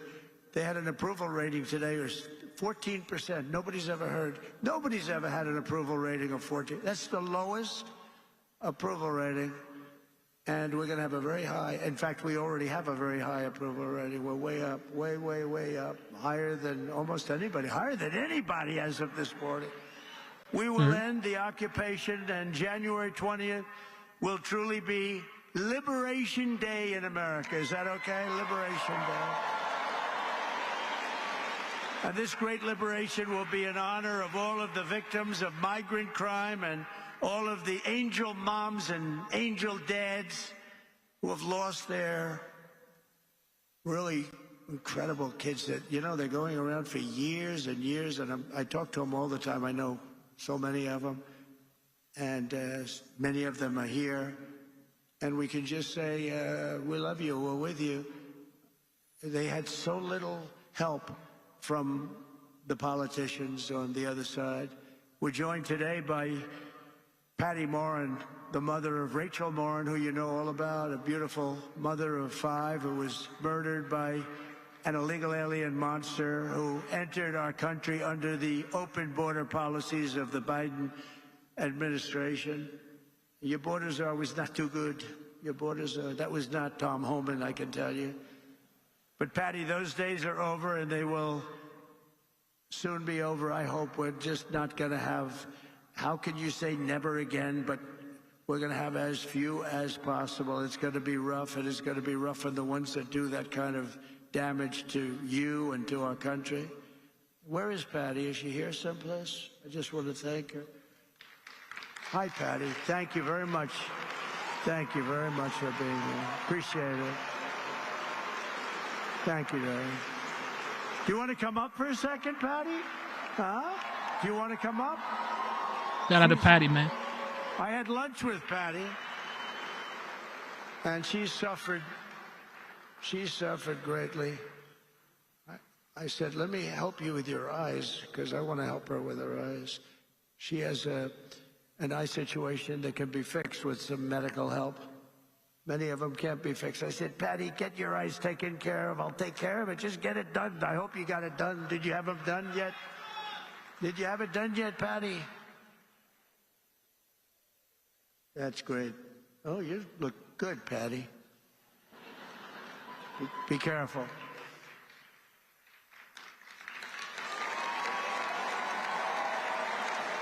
Did you have your eyes done yet, Patty? You get them done, okay? January. Oh, good, good. She's going to get them done in January. Good. Thank you. Thank you. The first time I met President Trump in person, he invited us to lunch, my attorney and I. And to be honest, I didn't do anything. I just sat there.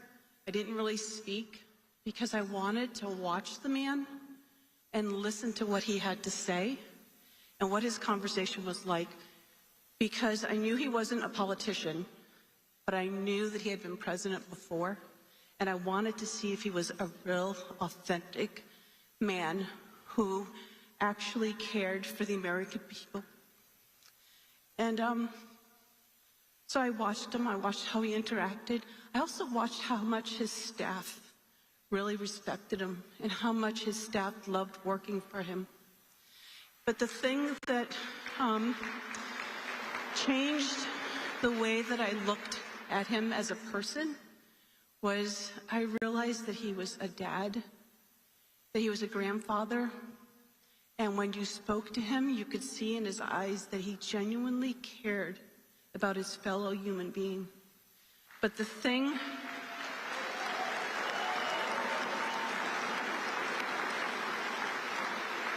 I appreciate the most is that he heard the cries of a mother. And he cared. And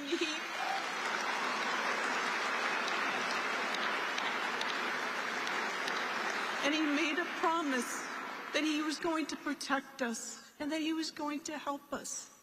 And that's all you can ask from your president, but also just from a fellow human being. And so I personally, I am so honored to know this man and to think of you as a friend.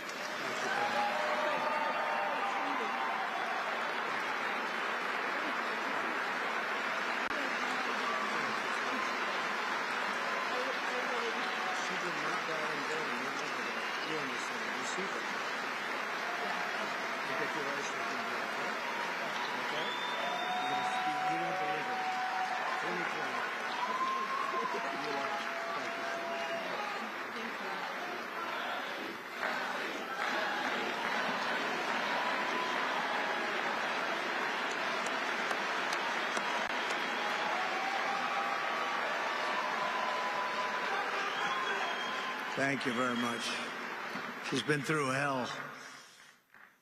Who wouldn't be? I mean, so many people, so many, I call them angel moms, and they go through hell. And many of them say it doesn't get any better, but we have to hope it does get better. Also with us is a very special guy, the president of the National Border Patrol Council, Paul Perez. He's incredible. He's doing a fantastic job, and he wants to do the job right. Hey, Paul, come on up here, Paul, quickly. Paul, quickly. In 1 month, the Patriots of Border Patrol will once again have a president who will back you and will have you, and we're going to work together as we have done in the past. You know, we had the safest border in the history of our country. And you remember the famous sign that I pulled down? That sign was about how good the border was. I haven't used that sign much lately. Well, we won, so I guess I don't have to use it, but we really do have to use it, because the fact is that we have to have strong, safe borders, and we have to have men like this and women who are doing an unbelievable job. I've gotten to know a lot of them. I'll tell you what, they're tougher than I am. I don't want to mess with them, right? But this man has done as the head, and also replacing a very good guy. We know that, right? And he's going to have a good life, I hope. He's going to, because he was a very special guy, and you're a very special guy. Say a few words, please, Paul. I mean, we're back. America is back. The strength and security that Donald Trump brings to the White House is what we've needed. He's done it before. He's going to do it again. We're going to make all of these communities safe. And like Tom Homan said, if you're not going to help, get the hell out of the way. Donald Trump is by far the best president in the history of this country, and he's going to show everybody exactly why. Thank you.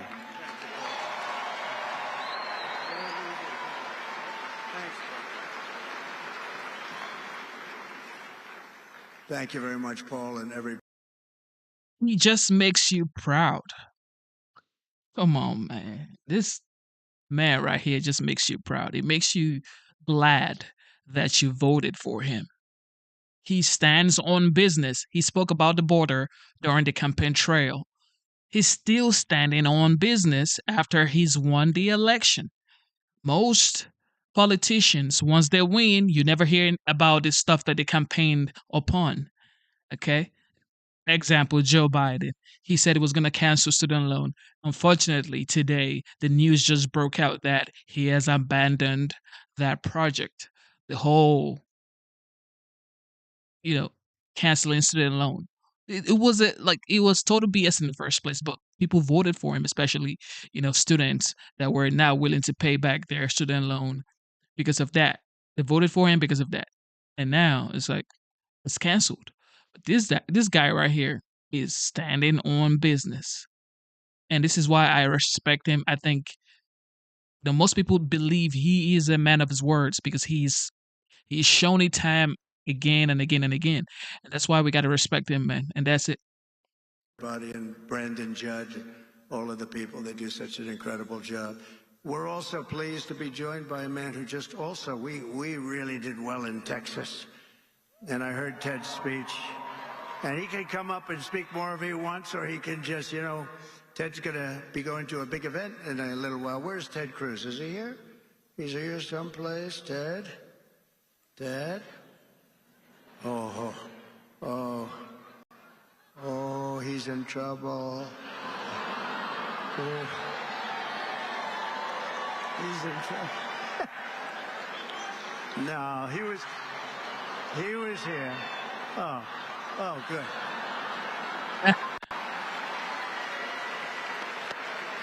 Agent.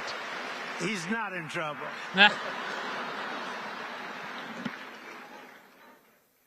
Keep Texas, Texas. Amen. And I've got to say, this election has given President Donald J. Trump, a Republican Senate and a Republican House, a clear mandate to deliver on our promises.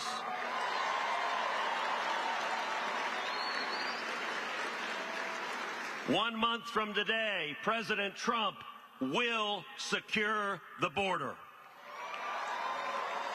Facts.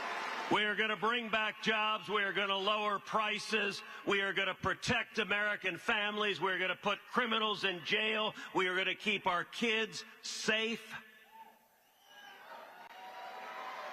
We are going to end foreign wars with victory. And I'll tell you, Mr. President, the results of this election, 7 battleground states, you won all 7.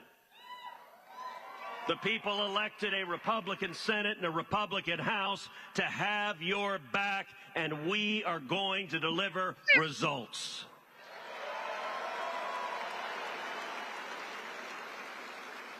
And if I can speak parochially for a minute, one of the most consequential things that happened in this race in Texas, you won profoundly in Texas, and both you and I won a majority of Hispanic votes in the great state of Texas.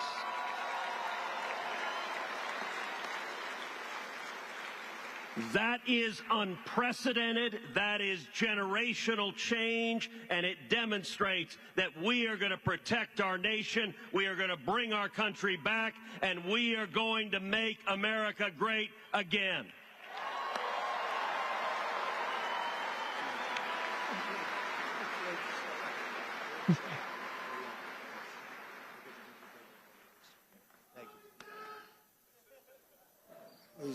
He's actually a great guy. Was really out there working very, I'm so glad he was here.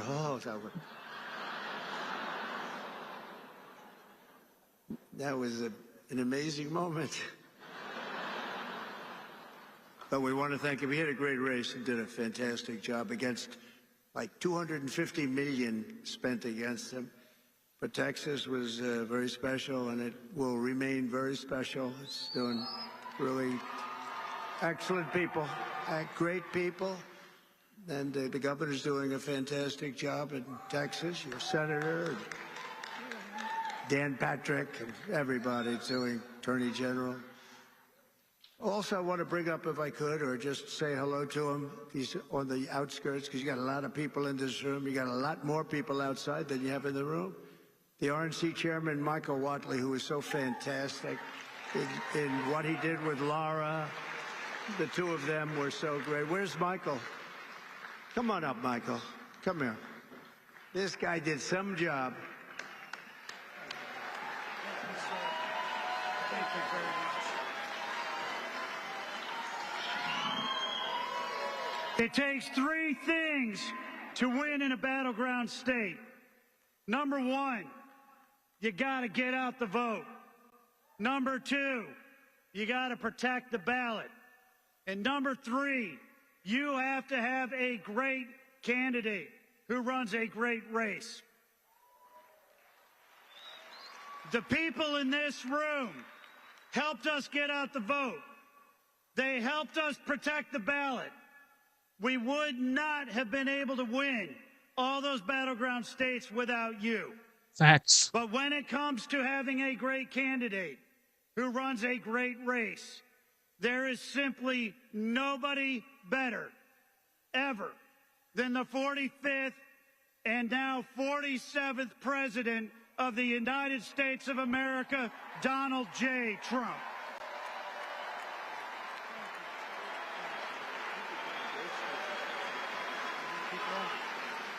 Thank you. Thank you very much. He really has, and Laura have done an incredible job. What a pleasure. They were fighting. They had so many lawyers. They were fighting the enemy like you wouldn't believe. I mentioned Tom Homan, but special, he's going to do so well. And a friend of mine who I haven't seen in a little while, Matt Gaetz, is here. Where's Matt? He's around here someplace. Matt Gaetz. He's got a big career set up. And I just want to say hello to Matt. And Arizona GOP Chair Gina Swoboda. Wow, she is very, Gina, where's Gina? Because we're going to be backing Gina to run again. There she is, Gina. Gina, are you going to run again? Yes? Because if you do, you have my endorsement. So that should be good. Thank you. Thank you, darling. Great job you've done. A great professional golfer, a friend of mine. He's really a good golfer. Tom Pernice is here someplace. Tom, wherever you may. One thing is for sure, Trump has changed the political landmark in the United States. The trajectory has changed. You cannot be a candidate and just come out and speak politically correct things. Nobody's going to care about it. You have to be authentic. Nobody cares about your teleprompter speech, okay? You have to connect with the people and you have to tell the people what you're going to do. All right. And what is your track record? What have you actually done? What have you achieved? What have you been saying for years? What do you actually believe in? What are your ideas? All right. What are your objectives? It's like you can't just come here and not share your vision. It's not possible. You're never going to win. You're not gonna try to fearmonger people and say, don't vote for that person because this person is bad, without telling the people what you are actually about. And that's what happened to Kamala Harris. She spent more time saying bad things about Trump. And I said it, this is the best thing that Kamala has done for Trump, because the moment in the beginning when she was first announced as the Democrat presidential candidate nominee or whatever, she wasn't talking about Trump. I was like, oh, this is bad. But then, because Trump was hammering on her, it was Trump. Nobody talks dirty than Trump. I guess her team were like, you know what? Let's just get back at him. And she started playing the same game with Trump. You can never win Trump at his game. You can never talk dirty like Trump. You don't have enough stamina to go head to head with the legend, the 45th, now the 47th. It's impossible. You were never a New Yorker. You weren't born in New York. You were never a real estate developer in New York in the 70s, 80s. These are the toughest men alive. Trump is probably one of the toughest men alive in the United States today. Okay, it's just facts. Because he grew up when he wasn't sweet. He wasn't rosy. He wasn't social media time. It wasn't like, these guys were fighting against the toughest guys. Do you know what it takes to be a real estate developer in New York and actually be as successful as Trump and have your names on buildings in New York, in Chicago, in California, in Florida, in all around the world? Do you know what it takes? Yeah, you ain't. There's no softness. You cannot be soft. You have to be hardcore, and you have to be firm. You have to have a lot of grit. You are a fighter and you never quit. And that's why it's hard to beat someone like this. So when she started playing a game with Trump and she was talking back at him and saying, you know what, I'm going to go into the White House with my to-do list, and Trump is going to go into the White House with his revenge list. I'm like, bro, you already lost because you can never win this guy when it comes to these types of conversation. You can never go head to head, toe to toe with a legend like this. These are brutal, brutal fighters. These guys don't go down like that. He's being charged. His house in Mar-a-Lago was raided by the FBI. Like, so many people have tried to sue this man for years. You think this Fannie, whatever her name is, from Georgia, and this guy, the DA in New York, suing Trump. You think these are the first people that have ever sued Trump? Trump has been getting sued since the 70s. He's been getting sued since the 70s, in the 80s. This is home. This is his comfort zone. Oh, I got sued? Bet. All right. Next question. He gets sued every single time. He's been doing this for years. So that's why it's like it was the reason Joe Biden won in 2020 was because of what happened in 2020. That's just it. That's why Joe Biden won. And he would never had won the presidential seat if 2020 didn't happen. And people were like blaming Trump for 2020. And of course, whatever happened during the election happened. However, 2020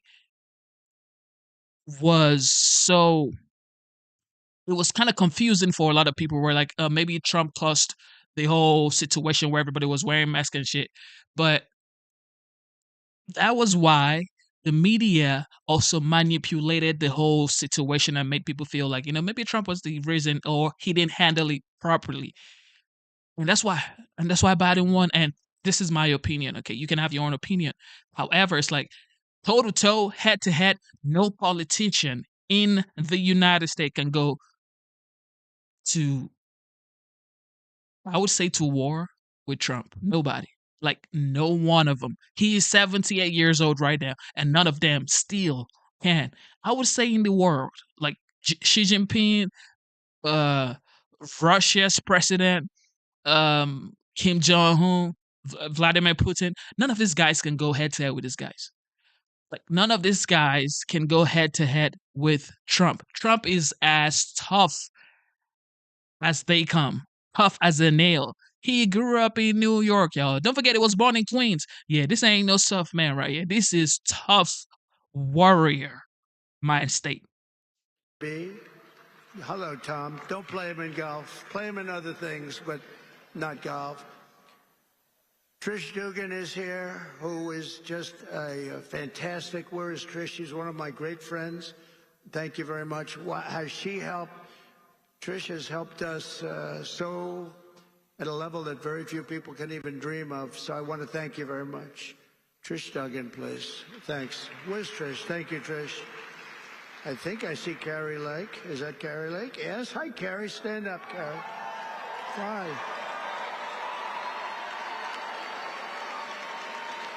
Hi. Good job. Worked hard. She's a good woman, and she's going to be doing something very big, maybe bigger.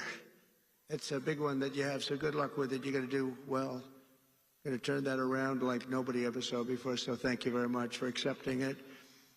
Sergio Gore, a friend of mine who's doing a fabulous job leading the presidential personnel. He's really working hard. Where's Sergio? Is he around here someplace? Sergio, where is he? Hi, Sergio.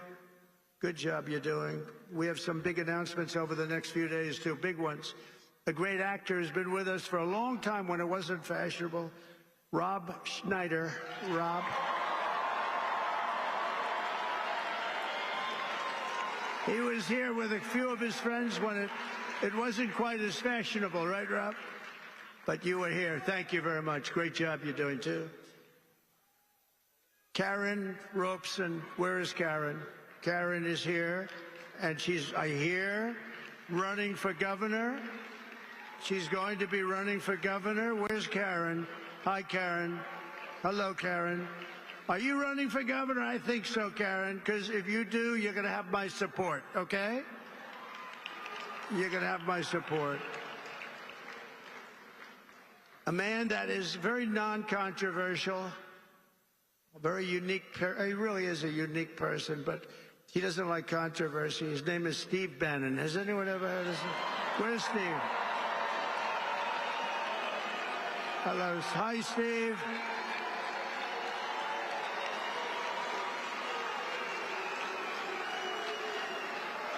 A big, powerful voice he's got. His show is phenomenal. War Room. And thank you, Steve. There's nobody like Steve. Thank you very much, Steve. And Phoenix police officer who was shot 8 times in the line of duty, Tyler Moldovan, who I just saw backstage. Where's Tyler? Oh, he's got to be right there. There he is. Hi, Tyler. Thank you, Tyler. Hi, Tyler. Wow. Thank you, Tyler.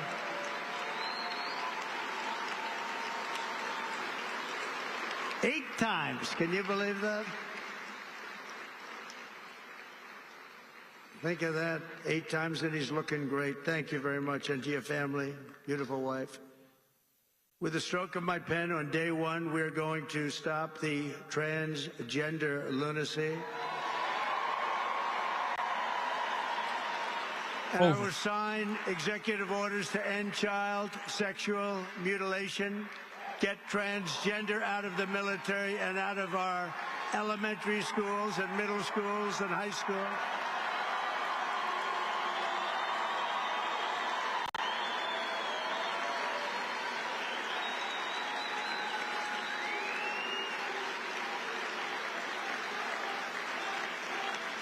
And we will keep men out of women's sports.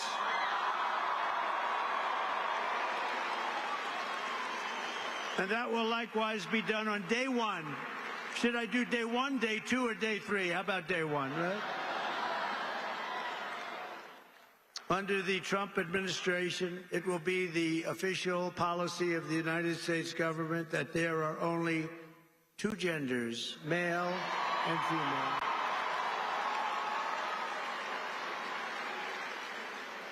Doesn't sound too complicated, does it? Nope. To rescue our economy, I will sign day 1 orders to end all Biden restrictions on energy production, terminate his insane electric vehicle mandate, cancel his natural gas export ban, reopen Anwar in Alaska, the biggest site potentially anywhere in the world, and declare a national energy emergency. And do we have great people in energy, head of energy, Chris Wright, and Doug Burgum is the interior. And I merged both of them. You know, the energy had no energy. It just had the right to do energy. And interior had all the energy, but it didn't have the right to drill. So I merged them. And they're great friends. They're both very talented people. We're going to have so much oil and gas and other things, you won't know what to do with it. You'll say, please, President Trump, stop. We have too much. The prices are going too low, sir. Remember, we were $1.84 a gallon gasoline.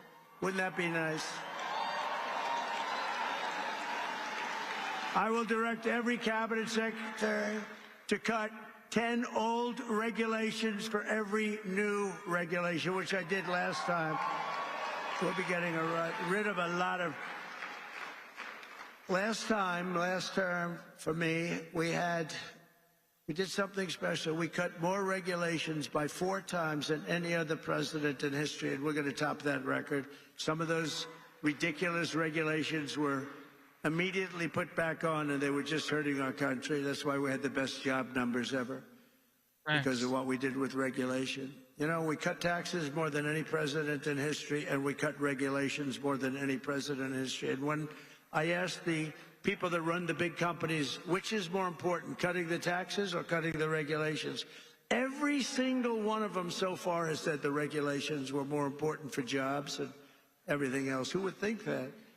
But I will order federal workers to get back to the office in person or be terminated from the job immediately. And we will create the new Department of Government Efficiency headed by Elon Musk. Elon.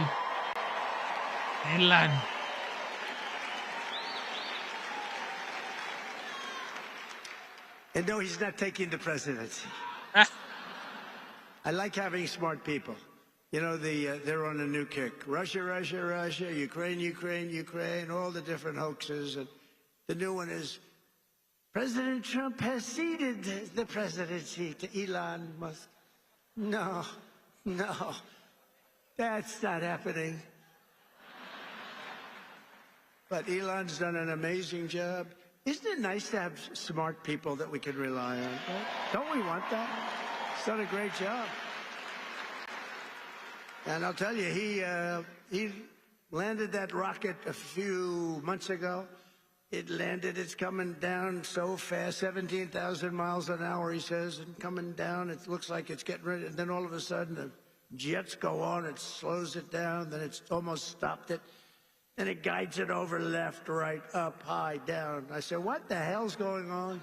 Because nobody ever saw this before. And then it has the big gantry, very expensive. It looks like it's going to be smashed to smithereens. And then those jet engines roared from the bottom. It's coming in this way, a little hot. And the engines, pushed it straight, it landed. And it was like you're hugging a beautiful baby. Baby. No, not that baby. But it was the most incredible thing. And then he got into his car and or whatever, however he went, and he went to Pennsylvania, and he stayed up there for a month and helped us to win that state, which we won by a lot. So he was really good. And he supplied Starlink for North Carolina when they had no form of communication. They said, sir, do you know Elon Musk? Yeah. Well, we can't get Starlink. It's very hard to get. And I called Elon, we have to get some up there. You got to get some up there. And he got over 2,000 units. It's a lot. And they flooded it with Starlink, and it was so good. It saved a lot of lives, so we want to thank him. But no, he's not going to be president, that I can tell you. And I'm safe. You know why? He can't be. He wasn't born in this country. But the fake news knows that. No, he's a great guy, and we want to have him. Everybody, so many people are in this audience that have helped. So to an extent that you wouldn't believe, but we're going to bring transparency and accountability back to our government, and we'll be very soon, you're going to see it drain the swamp. We're going to be draining that swamp at levels never seen before. And I hope everybody goes home and reads the congressional report on the criminal activities of the Unselect Committee of Political Thugs, J6 Committee. What they did is so illegal. And Congress has done a fantastic job on that. They just put out a report. They call it an interim report. It's brutal. On them, not on me, on them. And it's terrible. What they've done to this country is just absolutely terrible. But we'll end the left's campaign of racial discrimination and restore equality to our land and all over our land. And you see that happening so much with the vote and the kind of vote we got. Nobody ever expected anything like that. And I'll end all of the Marxist diversity, equity, and inclusion policies across the entire federal government immediately. Thanks. And at the same time, we will ban these unlawful policies from we're going to ban them from the private sector as well. In America, we believe in the merit system.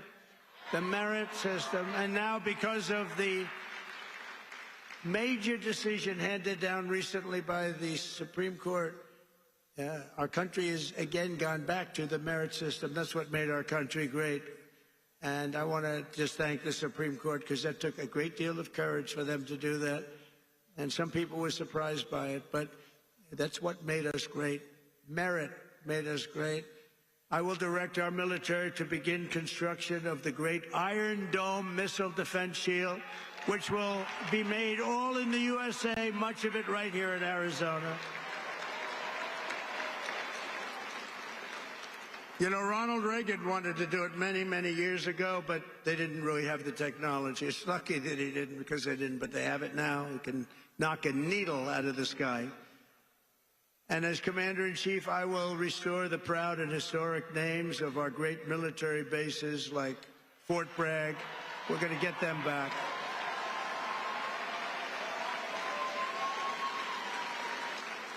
And woke has to stop. Because Facts. along with everything else, it's destroying our country. Mm-hmm.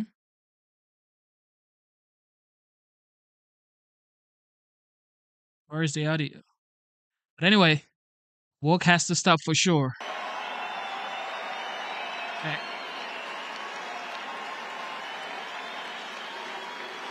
As an example, in addition to the military bases, I understand they want to now rename 14 ships. We want to rename them. Some of these ships have had a great and glorious past. They want to take the name off and put another name down. Oh, I can imagine whose name they're going to put up. Not going to happen with me. It's not happening with me, I can promise you that.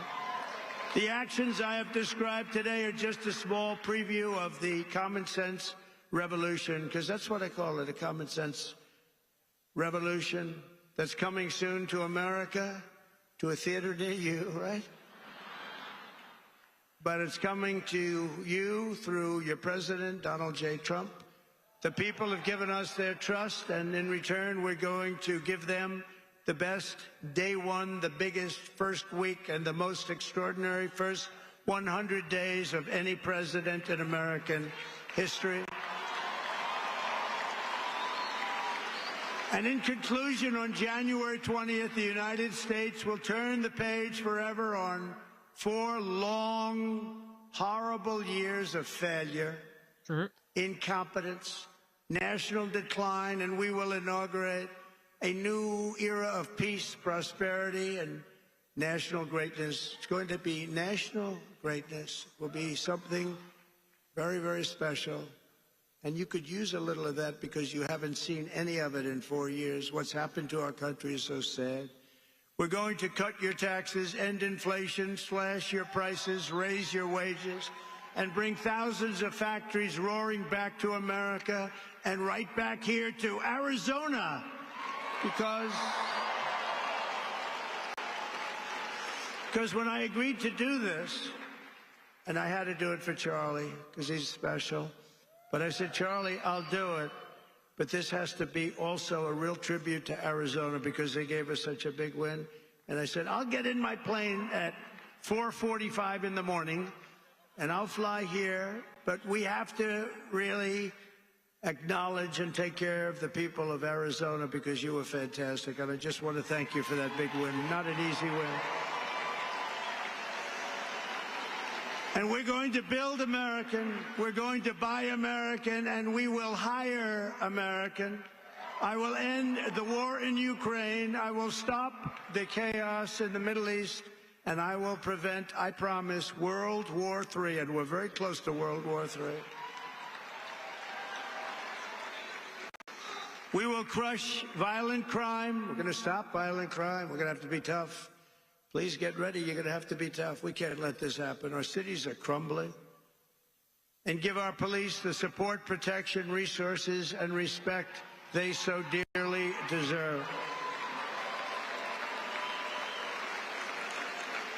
And I rebuilt our entire military at a level that it had never been. Unfortunately, we gave a big chunk of it to Afghanistan. You believe that one? What a terrible thing. But we will again rebuild those sections of our military that have been so badly hurt. Plus, we give so much of it away. You know, when I came in the last time, we had no ammunition. Can you believe it?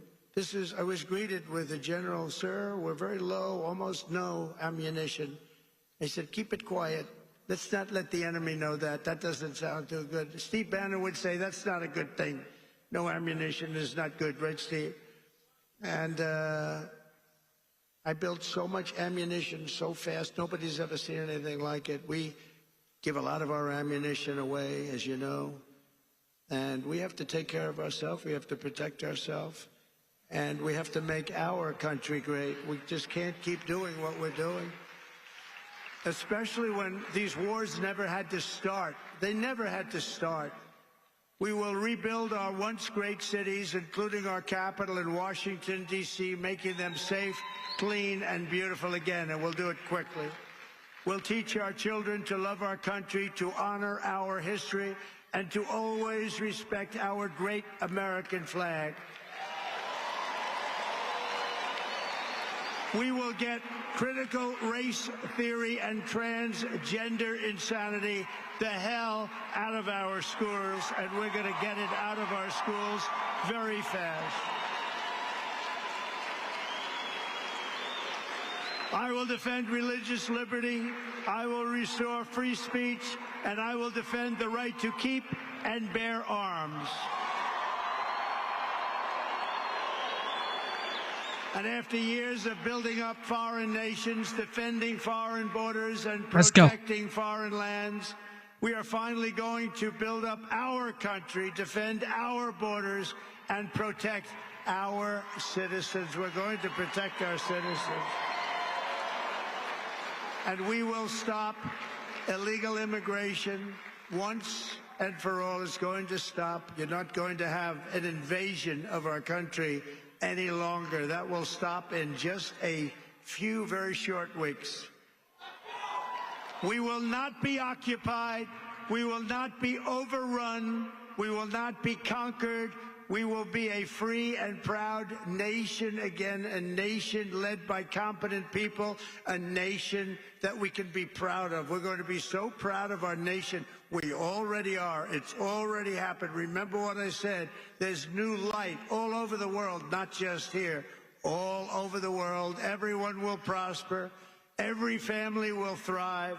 And every day will be filled with opportunity and hope.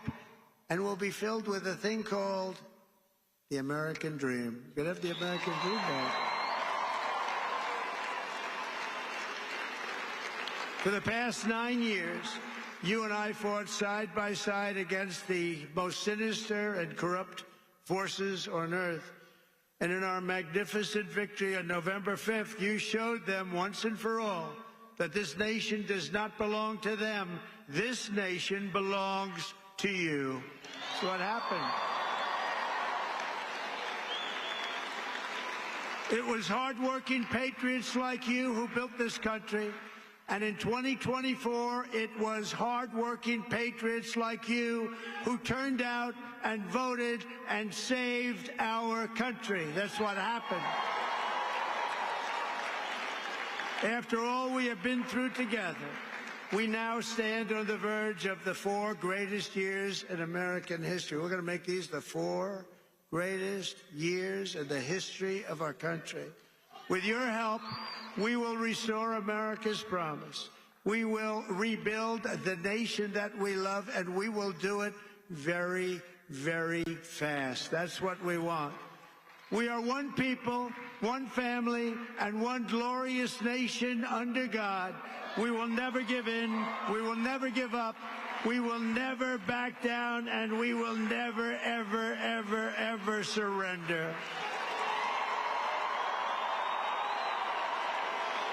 Together we will fight, fight, fight, and we will win, win, win. We're going to win a lot. And together we will make America powerful again. Let's go. We will make America wealthy again. Let's go. We will make America healthy again. Let's go. We will make America strong again. Let's go.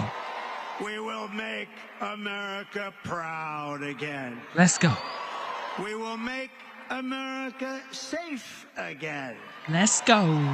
And we will make America great again. Thank you very much. And thank you, Arizona. Happy New Year. Merry Christmas. Yes, sir. Thank you very much. Thank you. I mean, tell me why you would not respect, support a patriot like this. Someone who is saying America first, Americans first, protect the people in America first. What is so bad about that? Why wouldn't you want that as an American? As an American, your priority should be your brothers and sisters, the kids, the veterans, the elderly, the people around you first, the community first, not others in Syria, Somalia, Panama, Russia, Ukraine, China, South Korea. No, your priority should be Americans first. Okay, there are people right now in the Red Sea protecting us right now while you're home on your warm, cozy bed, probably swiping through TikTok or watching me, I don't know, on your warm couch, downing juice or chips or some snack or some ice cream with your leg tucked in your warm blanket. And there are people right now, American soldiers, American military men, guiding your freedom. So I'm sorry if I say Americans first, okay? There should be no reason why a leader, a commander in chief, or even you being a citizen of the United States, that you should be supporting another country. I do not care why you think this country should be supported. Nobody cares, okay? I don't care. I am an American now, and I wasn't even born in the United States. And I'm talking to Americans, and Americans are telling me that we're born here. They are telling me, I don't know why I don't support America when it comes to that issue. Bro, this is your country. The first things first is support your home. It's like a father. I got a 5-year-old daughter, right? Before I do anything outside, before I send money to anybody, family or friends, my number one priority is my child because that is my child. I have to take care of home first. So, as a commander in chief, I respect a leader who says, home first. Support your home first. Protect your home first. That's all it is. I mean, why would you want to send aids to other country when you have not protected your own country? You have not supplied aid to the people that went through Hurricane Helen, people in New York going through so many illegal immigration BS. In the subway, everybody's going bonkers. Okay. Chicago mayor is telling the people that he doesn't want to listen to them. It's like it's too wild. Okay. Homeless veterans in the streets. So no, I'm sorry. I support the United States first. Okay. I'm sorry. You don't have to like me. You don't have to support it. You can have your own ideologies or your own perspective. It is what it is. Everybody's entitled to their own opinion, but I support the United States first. So if Trump decides to take back the Panama Canal, 1,000%. Take it back, okay? Because it was built by the United States men anyway. And thousands of men died building the Panama Canal. So, yeah, take it back if you wish. As long as it's for the good of the United States, take it back, dog. Take it back. Who cares, dog? Take it back. Panama would be fine. Americans first. Yeah. Fuck all that. All right, Tom Homan, man. Let's go check out Tom Homan. They're selling pieces of the border wall, for God's sakes, that you, the American taxpayers, paid for at a hefty price, and now we got to buy it again. There is no smooth transition. They're going to destroy this country up to the last day they're in the Oval Office. But I got news for them. January 20th, the greatest president in my lifetime is going to walk into the Oval Office and take this country back.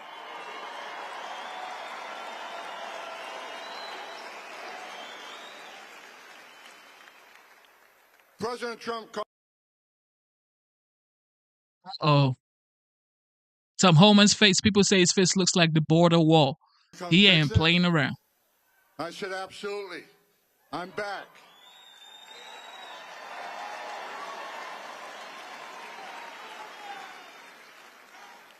I got to learn how to retire. This is the second time I got unretired to come back for this president. But I love this president because he loves this country. I love this president because he wants to secure the border. I love this president because the securing the border saves lives. What Joe Biden did by unsecuring the border is this. Sex trafficking, up over 600%. Known as suspected terrorists, people on the terrorist watch list, well over 300 apprehended. President Trump, in 4 years, we had 13. We ended catch-release. Joe Biden's released at least 8 million illegal aliens in this country in violation of federal law. And I said it before, for the millions of illegal aliens that have been released in this country in violation of federal law, you're going home, and Tom Homan's going to make sure that happens.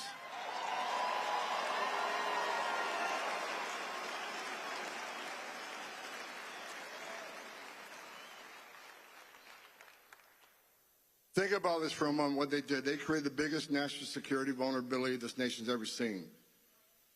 I already said they arrested over 300 people on the terrorist watch list. Well, there's over 2 million known gotaways. Why did 2 million people pay more to get away? Why didn't they pay less to be turned over to the Border Patrol, be released within 24 hours, get a free airline ticket to the city of their choice, get a free hotel room at $500 a night, get 3 square meals a day, get free medical attention, and get work authorization within 120 days? Why did they pay more not to take advantage of this free giveaway program? Because they didn't want to be vetted. They didn't want to be fingerprinted. These are your gang members. These are the ones carrying fentanyl across the border, and these are people from terrorist-related countries. After 9/11, we created all these databases. You got the FBI screening database. You got the DOD intel database. You got the visa security program, which stopped thousands of people from getting a visa to come to the United States like the terrorists of 9/11 did. So we vet them now, and we vet through the process. You don't get a visa if we find derogatory information in your background. But what terrorist today is going to put himself in a position to ask for a visa or ask for an airline ticket when he can simply go to Mexico and be a part of that 2 million gotaway? I don't know how many terrorists cross this border under Joe Biden, but someday we're going to find out. And it's going to be a bad day for America. When that happens, we're going to have one badass president in the White House, and that's Donald Trump, who's going to make sure we respond appropriately.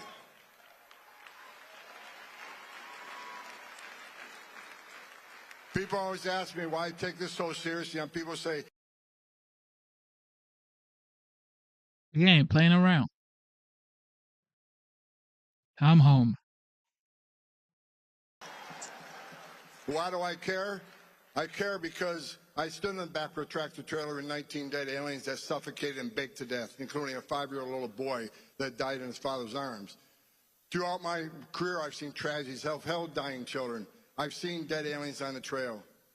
I've talked to little girls as young as 9 years old that were raped multiple times by criminal cartels. They're animals. When you look into a little girl's eyes, 9 years old,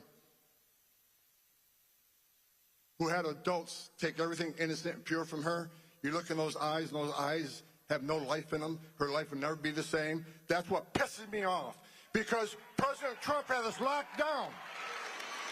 He had us locked down. And this administration came in and unlocked it. Yo. People die on the border every day. Women are sex trafficked in this country every day. That's why I'm pissed off. And that's why the best day of my life was President Trump getting reelected to save lives. A secure border saves lives. It isn't rocket science. I get fired up all over again.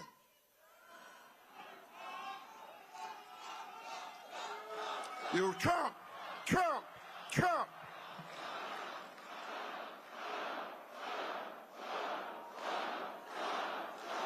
That's right. President Trump's going to make this country safe again. President Trump's going to make our border great again. President Trump's going to decrease illegal migrant crime at unprecedented rates, because out of the gate, day one, we're going to focus on public safety threats and national security threats. They're first. They're coming first. And Tren de Agua, your days are numbered. My gang's bigger than your gang. And we're going to take you out of the country. We're going to port you out of here. Who do you think you are, coming to the greatest nation on earth and victimizing Americans in this country? Your days are numbered. You're number one on the list. MS-13, you're right behind them. To the sanctuary cities who want to attack me every day so you can put roadblocks up, you're not going to assist us. Shame on you.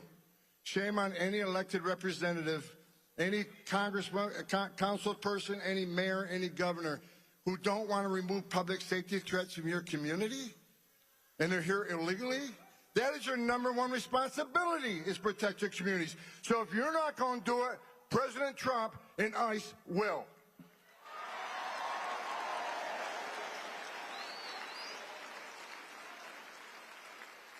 The mayor of Chicago, not a real bright guy, says Tom Homan isn't welcome in Chicago. Well, guess where Tom Homan's going to be day one? Chicago, Illinois. Whoa, it's on. You don't want me there? Come get me. The people of Chicago have spoken. I went there a few weeks ago.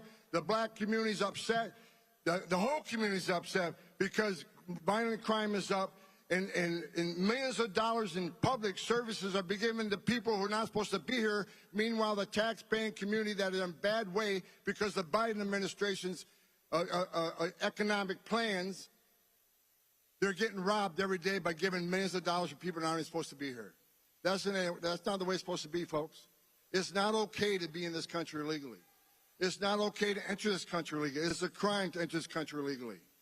Now, let me continue to educate sanctuary cities. You want to not help? Fine. Shame on you. If you don't want to protect your communities, shame on you. But we're going to do it for you. You're not going to stop me. We're coming. So put up all the roadblocks you want, because we'll knock them down.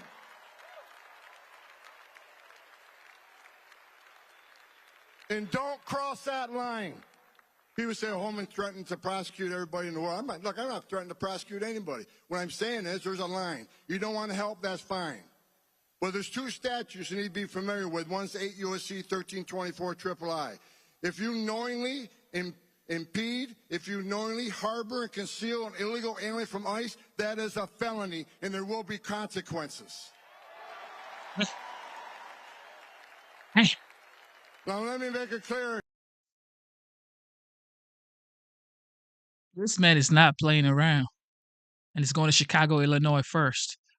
And the African American. Okay, here we go. Prevent us from saving the American communities from illegal alien crime. It's not going to happen. We're going. We're coming.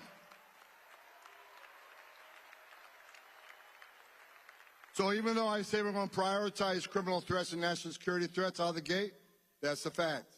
However, when sanctuary cities won't let us into the jail to arrest the bad guy in the safety and security of that county jail, which means they're going to release that criminal back into the immigrant community, which puts the immigrant community at risk of crime. It puts our officers at great risk. Rather than arresting a guy in the safety and security of a county jail where he don't have weapons, now we got to go to the community, find him. We have access to who knows what weapons. You're putting the community at risk. You're putting officers at risk. You're putting the alien at risk. And I'm going to give you exactly what you don't want. You don't want us to list in jail? All right, so I'll send a whole bunch of agents into your community, and we'll find the bad guy. And when we find the bad guy, he's probably going to be with others that aren't a priority apprehension, but guess what? They're getting arrested too. So you're going to get exactly what you don't want, more arrests in your communities. I don't want to do that. I'd much rather be safe for the agents to arrest the guy in the county jail, but they don't let us in. Fine. You're not going to stop us. We'll go to the community, and we will find him. You're not going to stop us. Put all the roadblocks you want. It's not going to work. We're going to do this because the American people demand it. You gave President Trump a mandate, and we're going to make sure that mandate's held up. It's over.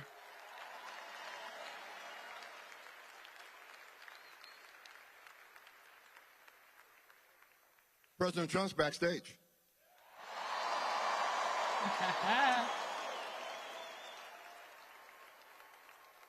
President Trump's backstage.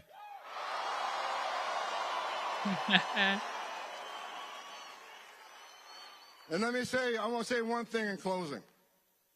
And I said it at the RNC and I meant it.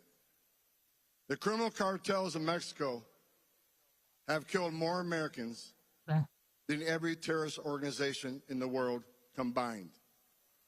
Over 250,000 young Americans have died from fentanyl poisonings. President Trump's going to hold China accountable for creating the precursors he's selling to the cartels. President Trump's going to hold Mexico accountable for not doing anything about these criminal cartels. President Trump's going to designate them terrorist organizations. And we're going to wipe them off the face of the earth. Criminal cartels keep making, I got numerous death threats. Criminal cartels, you make death threats against me, bring it. Because the greatest country on the face of this earth is going to put you out of business and put you in prison. If Mexico don't do it, the United States will. President Trump will. Oh. Are you ready to secure the border? Then get on your feet. Are you ready to secure the border? Are you ready for the biggest deportation operation you've ever seen? Are you ready for President Trump to walk on this stage? God bless you. God bless America.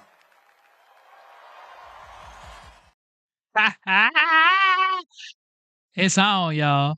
It's on. So you better go at it. You look.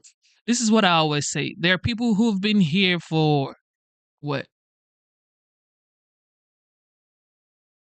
20, 25 years, and they still don't have their papers. And it's like, what were you doing? What were you doing for that long? What were you doing? There's so many ways for you to get your papers, but no, you didn't try to get your papers. Now you're running out to skelter, complaining that somebody wants to deport you. No, you could have just gotten your papers. You could have just done the right thing, follow the law, and get documented. Come on, man. Young and passionate, and every one of you is integral to transforming the United States of America.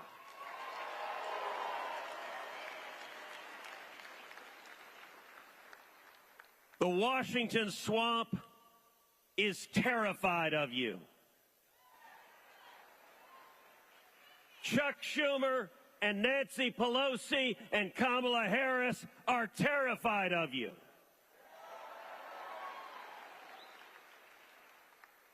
Joe Biden, well, no, he's actually not terrified. He doesn't know where he is. But he is wondering what time the People's Court is on TV.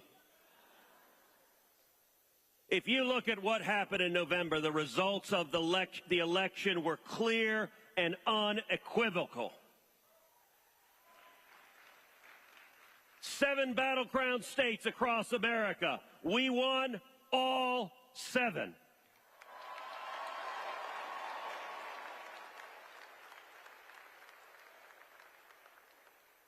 And I've got to say, Donald J. Trump is truly an extraordinary leader. Has there ever been anyone in American history who, after being shot in the head, stands up and responds, fight, fight, fight?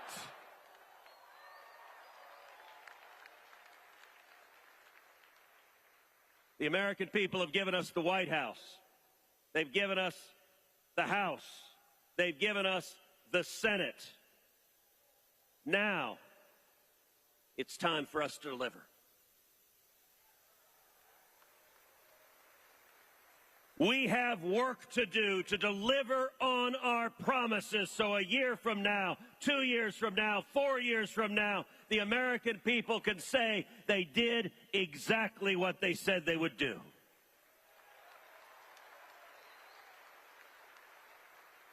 Number one, starting on January 20th, we will secure the border.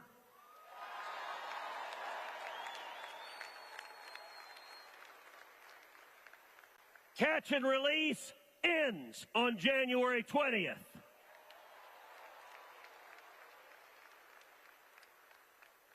If you are an illegal alien, if you're a murderer, if you're a rapist, if you're a child molester, if you're a Venezuelan gang member, pack your bags because you're getting the hell out.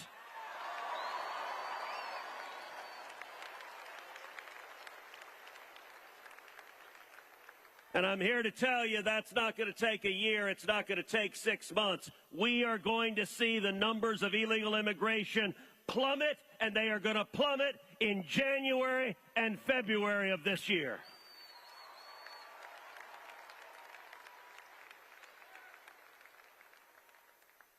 Number two, we are going to unleash American energy.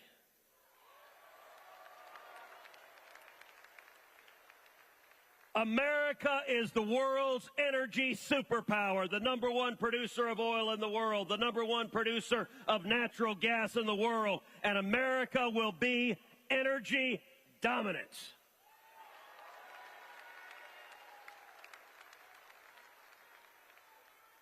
If you're fed up with high prices at the gas pump, high prices at the grocery store, high prices when you pay your bills, energy feeds into every one of them. The American people in this election said enough is enough is enough, and we are going to lower energy costs and make life more affordable for everyone.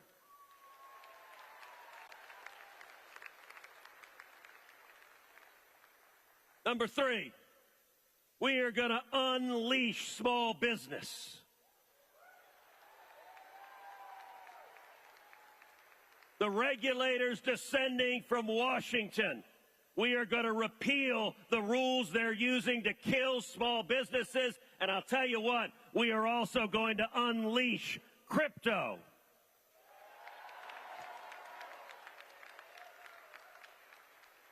I'm proud to stand with crypto. I'm proud to stand with Bitcoin, and I am the only member of the United States Senate who is, in fact, a Bitcoin miner.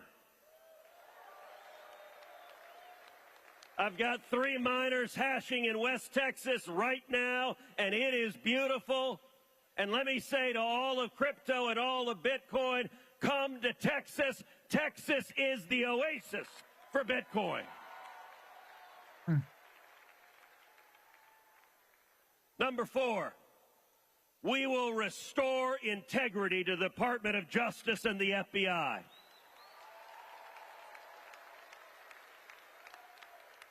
If you are a wild-eyed partisan who has abused your power and targeted your political enemies at DOJ or the FBI, well, pack your bags because your job is done.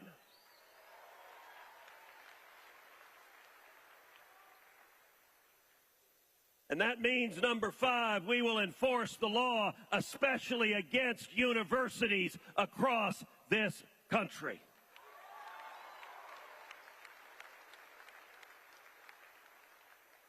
The anti-Semitic protests we've seen at universities will end next year. If you violently protest, if you threaten your fellow students, you will be arrested, you will be expelled, and if you're a foreigner, you will be deported.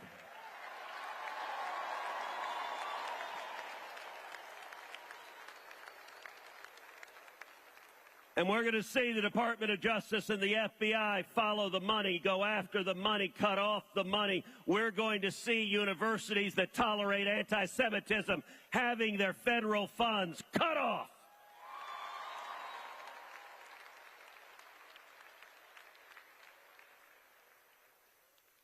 And when your fellow students look around and say, hey, why didn't this happen before? Why did everyone look the other way at the violence and the threats and the hatred and the bigotry? You're going to be in a position to tell them. And we will end the wars with victory.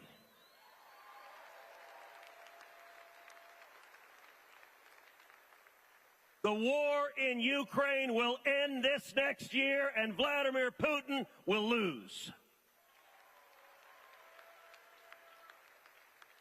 and the war in Israel will come to an end, and Hamas will lose, Hezbollah will lose, Iran will lose. Every one of you stand up and speak, and I want to encourage you, inform your friends. I want to ask you, pull out your cell phone. Pull out your cell phone and send the word, text the word verdict to the number 24005. That number again, 24005. Text the word verdict. You will get back a link to subscribe to my podcast that is designed to help inform you. You are the ones who won this election. You are the ones who are persuading your colleagues. You are the ones who are informed and educated and engaged. And just as if we were in 1980, just as if we were in 1776, I stand here today amazed and inspired to be in the company of patriots who love America, who together we are making America great again. God bless you, and God bless the United States of America. Ted Cruz, he tried to promote his podcast. Shout out to Ted Cruz, man. You can't make this up, bro. You can never make this up. Shout out to Ted Cruz one more time. Say, take out your phone and let's do this. All right, so we have Matt Gaetz left. Let's go get Matt Gaetz real fast. Shout out to everybody tuning into the live stream. You know what time it is. Double tap your screen, subscribe to the channel. And yeah, man. All right, Matt Gaetz. Here we go. Thank you so much. I wish you were all in the United States Senate. I wanted quite badly to be your next Attorney General. And to be nominated by President Trump for that position was indeed the honor of my professional life. And I view it greatly as a validation of the choice that the voters in Northwest Florida made over and over again to send me to fight for them. But some things don't go according to plan. Matter of fact, one of my Republican colleagues said to me as I had been nominated, Matt, if you leave the Republican conference in the House of Representatives and go to the Department of Justice, we actually think you can improve the quality of both institutions. But I saw the writing on the wall and that my nomination would cause a delay of the important work that we see ahead. And that is because there remain anti-Trump forces within the Republican conference in the United States Senate. And President Trump needs an Attorney General on day one. And I just assumed when I withdrew my nomination, looking at everyone else who had been Attorney General, that I would be replaced by someone less attractive. But instead we got Pam Bondi, who is brilliant and lovely, who is talented and courageous, who is creative and bold. Pam Bondi will be a phenomenal Attorney General for President Trump. She has my support and all of ours, and we're going to do everything to see that the mission is accomplished. But the DOJ must change. It must end weaponization of our government. It must facilitate rather than frustrate the largest deportation in American history. It must stop the unlawful surveillance of our fellow Americans. And it must punish the companies involved in the transport, manufacturing, and distribution of fentanyl. And most importantly, on day one, the Department of Justice has to be ready to pardon the non-violent January 6th defendants who were abused by a two-tier justice system. Pam will do these things. We must get her confirmed, and as we look at these Senate confirmations, I must say, I think I moved the Overton window just a bit. The Senate must confirm Tulsi Gabbard and RFK Jr., and perhaps most importantly, my good friend for the next FBI Director, Kash Patel. Republican senators should be ashamed of themselves if they believe the Hillary Clinton lie that somehow Tulsi Gabbard is a Russian agent. I care far more that Tulsi Gabbard will clean up the deep state, tell the truth, and keep America out of forever wars. And while it is a little odd, I don't particularly care that RFK Jr. may have killed a bear or texted back a thirsty reporter. I care far more that RFK Jr. will stop big pharma and big food and big chemical companies from killing our fellow Americans through poison. And it is offensive to me that Republican senators want to tweeze through the life of Pete Hegseth when they haven't lifted a finger in many cases for the lives of the 8,600 patriots who were purged from the Department of Defense as the consequence of an unlawful vaccine mandate. I won't rest, Hegseth won't rest, and Donald Trump will not rest until those patriots are welcomed back with their full rank and back pay.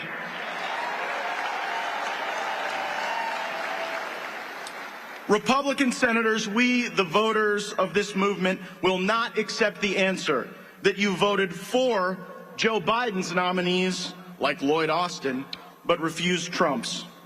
Politics will encounter more accountability these days. We just saw it last week. Last week, every lobbyist in Washington, D.C. wanted this 1,500-page bill to pass with billions of dollars in pork, with the funding of the censorship industrial complex, with the funding of bio labs and foreign aid that do not serve America's interests. They had all the wind at their back. They had backed us up against a Christmas break, and thanks to Donald Trump and Elon Musk and Turning Point and the millions of people who are mobilized on X, we defeated the bill of the lobbyists, and we are ready to march on with America First agenda.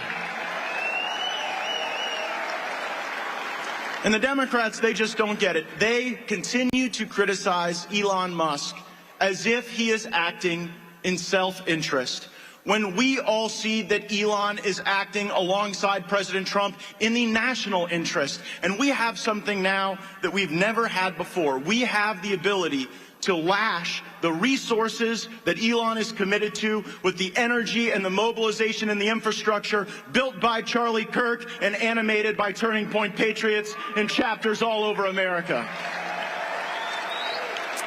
Many have asked which perch I will be fighting from next. And some of you throughout this conference have even given me a few suggestions. My fellow Floridians have asked me to eye the governor's mansion in Tallahassee.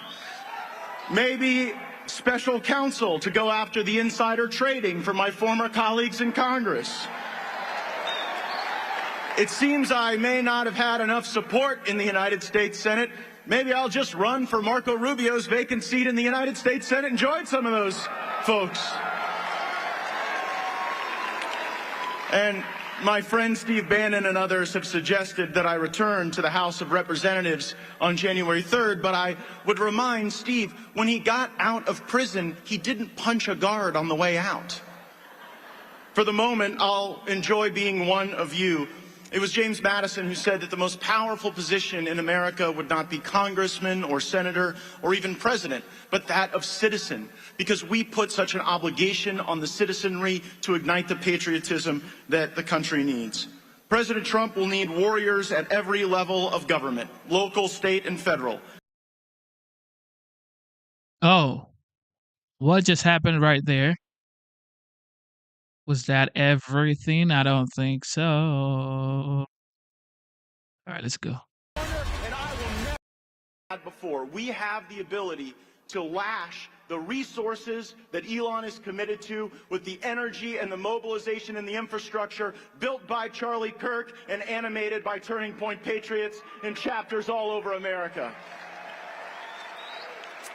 Many have asked which perch I will be fighting from next. And some of you throughout this conference have even given me a few suggestions. My fellow Floridians have asked me to eye the governor's mansion in Tallahassee. Maybe special counsel to go after the insider trading for my former colleagues in Congress. It seems I may not have had enough support in the United States Senate. Maybe I'll just run for Marco Rubio's vacant seat in the United States Senate and join some of those folks. And my friend Steve Bannon and others have suggested that I return to the House of Representatives on January 3rd, but I would remind Steve, when he got out of prison, he didn't punch a guard on the way out. For the moment, I'll enjoy being one of you. It was James Madison who said that the most powerful position in America would not be congressman or senator or even president, but that of citizen, because we put such an obligation on the citizenry to ignite the patriotism that the country needs. President Trump will need warriors at every level of government, local, state, and federal. And he's going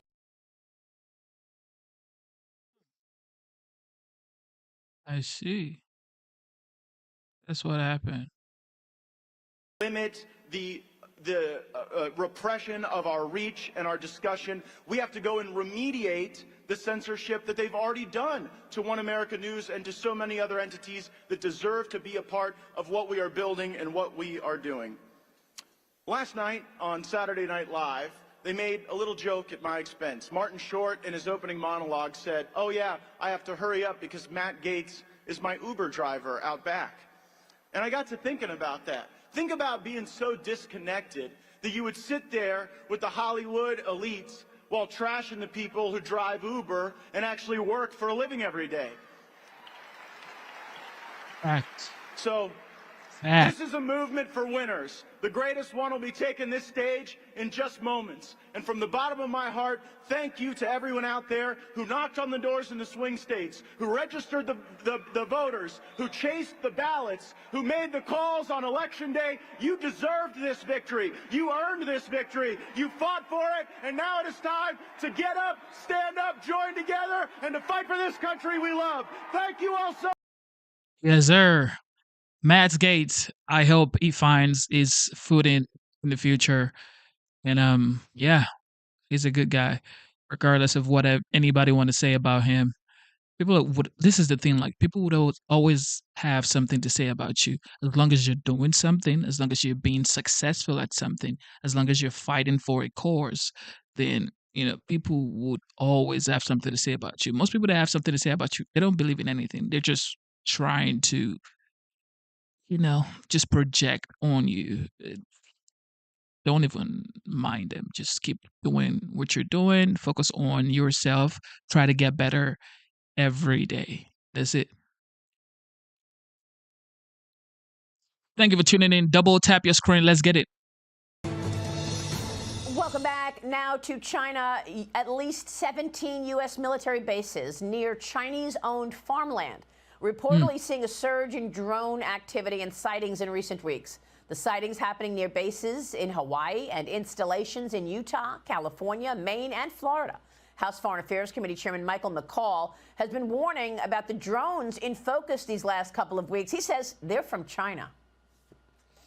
My judgment, based on my experience, is that those that are over our military sites are adversarial and most likely are coming from the People's Republic of China. Communist China is very good at this stuff. And we know they bought land around military bases. This would be very consistent with their policy over the last couple of years. Alabama Senator Tommy Tuberville was with me this week. He weighed in on this yesterday. Watch this.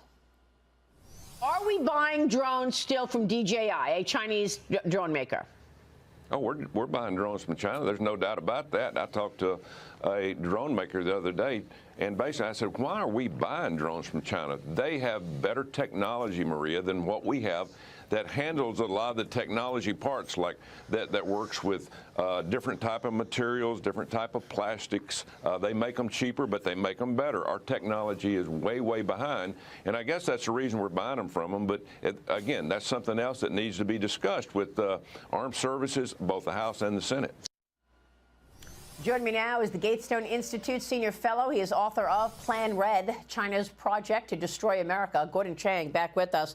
Gordon, I find this stunning that we are still buying drones from China, and here we are trying to guess what the drones in the sky are that we're all talking about for the last couple of weeks.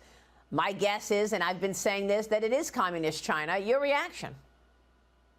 It certainly is communist China for many of these drones, maybe even a majority of them. You know, the increased tempo of these drone flights against our military bases is occurring at the same time as there's increased frequency of incursions and attempted incursions of these bases by Chinese and other nationals. Really, what is occurring here is that they are preparing to attack the United States from American soil. I don't know why we need an engraved invitation from Beijing. It's clear what's going to happen. We are going to get hit, and we're not taking the necessary precautions to protect these bases and to protect the American people. Well, I mean, there's also, a weakened situation to admit. For the longest time, General Jack Keane has been telling us on this program repeatedly for years that we are outgunned, we are outmanned when you look at our Navy versus the Chinese Navy. The Pentagon released its 2024 China Military Power Report yesterday. It found that Beijing is increasing its military pressure on Taiwan. It's ramping up its aggression in the South China Sea. It's deepening its ties with Russia, and its crackdown on military corruption may have disrupted progress toward its 2027 modernization goal. China also growing its nuclear arsenal, adding at least 100 nuclear warheads to its stockpile over the past year, with 600 plus already in the arsenal. That number could grow to over 1,000 by 2030, Gordon. And yet there's no response ever from the Biden-Harris administration to Beijing's behavior. We allowed the spy balloon to traverse the country for a week before shooting it down. Why aren't they shooting down these drones in the air if they suspect they're from China? There's no good answer. You have base commanders, first of all, don't have the authority, and they don't have the equipment to shoot down these drones. And the Chinese are noticing this, which means they see a big vulnerability. And with those nuclear warheads, Maria, China is building up its arsenal not to deter. It already has enough warheads to deter. It's building up its arsenal so that it can coerce us and others into not doing things like defending Taiwan. They saw the way Biden reacted to Vladimir Putin's nuclear threats before the invasion of Ukraine. They saw that they worked, and the Chinese are going to do the same thing when they go after the Philippines, Japan, Taiwan, whomever. Well, I want to look at what's happening on the ground. A Chinese man was arrested in 2023 for allegedly running a secret Chinese police station in New York City. He pled guilty yesterday to acting as an illegal foreign agent, Gordon. He's now facing 5 years in prison. He and his partner allegedly opened this police station back in 2022 to track and intimidate Chinese dissidents living in the United States. Both were caught deleting communications with an official from the Chinese Ministry of Public Security after learning that they were, in fact, under investigation. Gordon, you've been talking about this for so many years, these police stations. You first broke the news on this program years ago that Beijing had set up these police stations in America. Again, no response from Biden for years on police station. Why would we need Beijing police stations in New York City? No, we don't. And we don't need the 7 to 9 other police stations in the United States that the New York Post and the Daily Caller have written about and reported. It's fine that they closed the New York one. I'm great that they did that, but they should be closing the other installations as well. It is just no justification for allowing the Chinese to violate our sovereignty and in many cases commit crimes against us. We're allowing consular officials and Ministry of State security agents to commit those crimes and violate our security on our own soil. Yep, great point. Lee Carter, jump in here. Gordon, I am so intrigued by this whole thing. I've been talking about the drones for a while. My family is from New Jersey. I've seen the drones over my home. So many people are saying it's just not possible that these drones could be from a foreign entity, that we would know. And if they were, we would be doing something about it. How is it possible that this is happening? And what do you think is going to be different come January 20th? Yeah. Well, some of these drones may not be Chinese, and if they're not, they're federal government drones because they're too big. They are not the drones of hobbyists. So that leads the question is, what is the federal government doing in the skies over New Jersey with such a large operation? And, there are any number of alternative explanations, but until we hear the truth from the Biden administration, we have to speculate. Yeah. As President Trump said on Monday, the federal government knows what's happening in the skies over New Jersey, but it's not telling us. And if it's not telling us, the story cannot be good. The Right, story can why? be ominous, it can be whatever, but it's not good. Well, look, also ominous is this report that China is rapidly expanding its nuclear forces, according to the Pentagon, Gordon. I didn't hear you comment about that. U.S. Defense Department reports Beijing has increased its operational nuclear warhead arsenal by 20% in a year, Gordon. Yes, and they're going very, very fast at this. And as we know, this is not for deterrence, this is for coercion. So they intend to engage in acts of aggression, but beforehand threaten everyone with the nuclear weapons if they don't do what the Chinese want. So it's very clear what's happening. The Chinese have already made these threats, especially since 2021. And in 2013, they made the most ominous threat against the U.S. to target 13 American cities. Yeah. Feels like a big bully in the global neighborhood, that's for sure. Gordon, great to get your insights as always. Thank you, sir. So what is behind this? Sean O'Brien should know, the Teamsters General President, kind enough to join us. Sean, always good having you, but I gotta wonder, why now at Christmas time? Why this? I mean, could this have been put off until after the holiday? Well, Neil, we've been dealing with this company and their games and antics for almost 2.5 years now. Enough's enough. We have the workers have spoken. They've chosen the Teamsters to represent them. We've made attempts to sit down and bargain with Amazon, with the people that we represent that signed the cards, the majority of the cards. And Amazon has refused continuously. They've even petitioned NLRB to say that what we're doing is illegal, which it's not illegal. So we have no other choice. And look, collective bargaining is all about leverage, and this is our leverage. This is our pinch point. But you're leveraging Santa.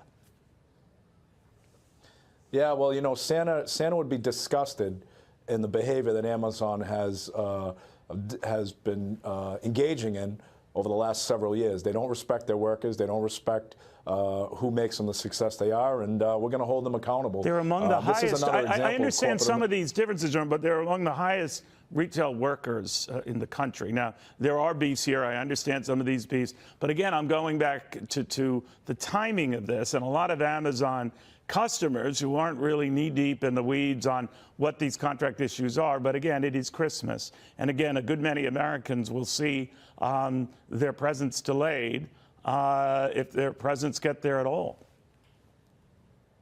Well, they can divert them to a good union company like United Parcel Service, DHL, and everybody else. And, you know, it's unfortunate they that got the public 6 has to be days put in to the do middle. that. But Right? These folks are out there 365 days a year getting abused by Amazon. And, you know, we have to set an example. And what's the most, when you say abuse, Sean, what's going on that they're getting abused? I'm almost thinking like they're getting beaten on the job. What's going on? Oh, they are. They're getting beaten on the job. They've got the most violations in OSHA. If you do the fact check, they're not getting paid accordingly. They're being paid through a scam, which is a third-party leasing arrangement, which they are a joint employer. These people are not being paid a livable wage. They're getting minimal benefits, if any, and it's a disgrace, and it shouldn't be allowed to happen. And this company's worth $2 trillion. Well, here's the rap year of the company. You heard a little bit of that from our reporter, that this really isn't about a lot of workers there who are angry. This is about the Teamsters trying to get a leg in and a leg up with a company and sucking them dry for money. What do you say? We already have a leg in, we got a leg up. We're not looking to suck anything out of any company. Amazon's got a duty to bargain, and they should sit down and bargain in good faith. Look, they know what bargaining is. They squeeze small businesses every single day. And if those businesses don't concede to their demands, what do? They ice them out. They blackball them. They don't deliver their products, force them out of business. We're not looking to do that. We're looking to sit down and negotiate and make certain that they treat their workers accordingly. Now, this is obviously going to be a huge disruption during the holiday season. I don't know what the odds are of resolving this quickly. But I'm wondering, have you talked to President-elect Trump about this? This is happening under President Biden, I get it. But something like this could be very disturbing if it lasts that long and into his inauguration, right? Yeah, I have not talked to President Trump. I've reached out to the mayor of New York. I've reached out to the attorney general. We've got a problem in New York. Those are the only politicians that I've talked to, where the police are not allowing our members their constitutional right to picket. I don't blame the rank and file NYPD. I blame the command staff and the leadership in the city of New York. We have a right to picket. We should be allowed to picket, and no one should be arrested. We're doing it lawfully. And again, I don't blame the rank and file. They've got to listen to the command staff. But it's telling on how much influence Amazon has in New York. You know, I mean, did they promise the police something? I don't know that. But the reality of it is we've got a constitutional right and we should be allowed to do it. So let me ask you, last I heard, Sean, this was targeted in roughly 4 states, California, New York, Illinois, and Georgia. Could this go wider and at facilities far more widespread than that? Oh, absolutely. This is a nationwide and also a global situation. We've got our brothers and sisters in Germany that are also going to strike either today or tomorrow. So this is not just a United States issue. This is a global issue on how Amazon treats their workers. So let me step back, and you do have Donald Trump coming in about 5-6 weeks, you know, and I'm wondering, you were very instrumental, if you think about it, in his getting elected in the first place. Not that you backed him, but you didn't back anybody. But that was unprecedented for a big union not to go with the Democrat. And a lot of people interpreted that, as you said last time I talked to you, that there were a good many of your members, a majority, that supported Donald Trump. So I'm just wondering how you would handle potential strikes in a Trump administration. Well, that's up to the administration. I mean, look, I've been very clear with any and all administrations. The Biden administration, we've had a lot of contentious negotiations, and the message has been clear. Look, this is a fight between the Teamsters Union, representing the Amazon employees, versus Amazon, a white-collar crime syndicate. And it's our fight. And in the neighborhood I grew up in, if 2 people are fighting in the middle of the street and you really don't have anything to do with it, keep walking. If there's a resolution that any administration wants to put forth and hold this company accountable, we'll embrace it. But until the bad behavior stops, we're just going to continue to grow, we're going to continue to mobilize, and we're going to continue to extend. What does Amazon have to do, in your eyes, to end this tomorrow? What they have to do is they have to agree to sit down and bargain a contract in good faith. That's the law. I understand that. But what's the number one issue you would like to resolve? Oh, I want to resolve. I want to make certain that they treat these employees with dignity and respect, make sure they pay them the wages and benefits that they deserve, and comply like every other company that's in the same exact business. We've set industry standards with the United Parcel Service contract, with the DHL contract, and they should adhere to those standards and treat their employees accordingly. You know, a lot of cynics could look at this, John, and say this is an opening salvo on the part of the Teamsters not to address these issues with these workers at these facilities, but to get into Amazon, a largely non-union shop for the most part, and make it a union shop. Is that true? Well, Amazon spends $17 million in 2022 to 2023 to fight the union. Just think if they invested that money in their workers. I mean, the cynics can say whatever they want. There's always going to be cynics no matter what. At the end of the day, we represent workers, and we represent workers that have to put up with the abuse of an Amazon or any other corporate bigwig. So we're going to continue the fight. That's all I can tell you. Any parting words of advice to the outgoing Democratic administration, to Democrats who had a tough go of it in the election? I mean, you were very frank about them at the time, not reaching out to you, not wanting to meet with you. But I'm just curious what you make of what they should do now. Well, I think what they should do right now, because they've got a couple of weeks left, is they claimed that they walked a picket line. We've got picket lines all over the country. No one's walked a picket line right now. No one's walked that Amazon picket line. We've got Joe Biden still in office. We've got Chuck Schumer and AOC that is right in their backyard. Go out and show these workers how you support them. That's how you stop building bridges. That's how you stop building inroads back into the people that you once represented. All right, Sean, very good seeing you. I mean, I noticed you're wearing a Teamsters sweatshirt. I mean, but you're so well known and you're so recognizable. Do you even need to put Teamsters on the shirt? I mean, they kind of know, right? Well, listen, we lead from the front, Neil. I'm on the picket lines. I'm heading to California to jump on a picket line out there as well. So I'm in battle gear, man. All right. I thought you'd have something like that as an answer. Sean, always good seeing you. Merry Christmas, my friend. Hope it all works out. Sean O'Brien. Thank you, sir. The Teamsters General President. Welcome back. Congressional. Shout out to Sean O'Brien, man, fighting for his people. With that being said, thank you for tuning into the live show. You know what time it is. It is your boy Genesis. God bless you. Instead of looking for perfection, seek for consistency. Never give up on yourself. Never give up on your dreams. Never give up on God. Believe in yourself, believe in your dreams, and believe in God. Okay? Stay loyal, stay disciplined, stay focused, all right? And go for your dreams. It's you versus you. It's nobody else, okay? Just focus on you, all right? Everybody watching right now, focus on you and fight till you win, okay? It's not over until you win. That's it. That's the mindset going into 2025. I don't want to hear about no bad government, bad this, bad that. No. Okay, now the 47th, the legendary 47th is in, well, it's not yet in power. It's going to be in power January 20th. So get ready, position yourself. If you have to do overtime, you know you ain't getting taxed on overtime because no tax on overtime. Don't forget that. And no tax on the tips. So there's a lot that you could get done. There's a lot of stuff that you could be doing. Stop planning your 2025 right now. Okay? Do not sleep on your dreams, on your future. Don't sleep on it, okay? I love you guys. I like to say these things because, I'm a young man myself trying to be a better person in future.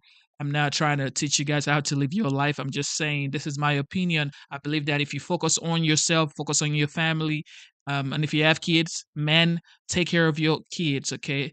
Daughters, son, take care of them. Make sure you are present so that way nobody can have mouth to tell you, well, you weren't there as a father. No, I was, I am, and I will forever be. So don't forget that. Man, take care of your kids. Do not let anybody tell you you weren't present, especially maybe your spouse or your baby mama or maybe your kids. So be there, create memories with your children, and take care of yourself, okay? Man, take care of yourself as well. Take care of yourself because man, we need love as well. So take care of yourself, love yourself, um, just think about yourself too, okay? Think about your mental health, think about getting some probably haircut or some nice t-shirt for yourself, okay? Plan your life, save your money, and be a better person. I love you guys, and thank you to the veterans, the military guys. God bless you. And I just want to say thank you, man. Thank you guys. No, no, okay. You guys are still going back and forth in the chat, man. Right, and the legendary Mr. Busky. God bless you. Shout out to Andrea. Shout out to Nia Book Truck. Shout out to Zima. Shout out to everybody who tuned in, man.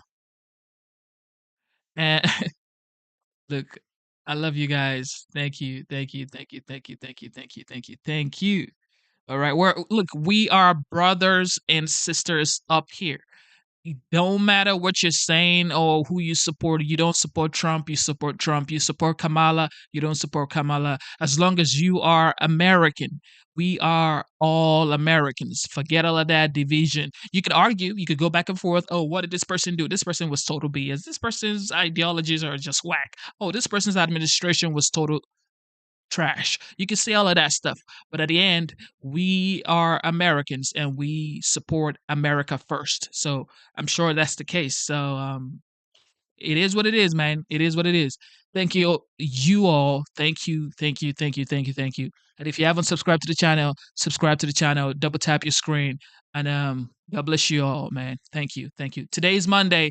I got an appointment. It's currently 1:59 a.m. and today's date is the 23rd of December, 2024. 2 days to Christmas, and I have an appointment in the morning. Well, my daughter has an appointment in the morning to make her hair, so I have to get there by probably 8:55 a.m. And yeah, so I got to be a daddy in the morning, and yeah, that's why I got to make sure everything is Gucci, and it is what it is. Thank you all. God bless you guys. It is your boy Genesis, and I am signing out of the premises. Okay, I love you guys.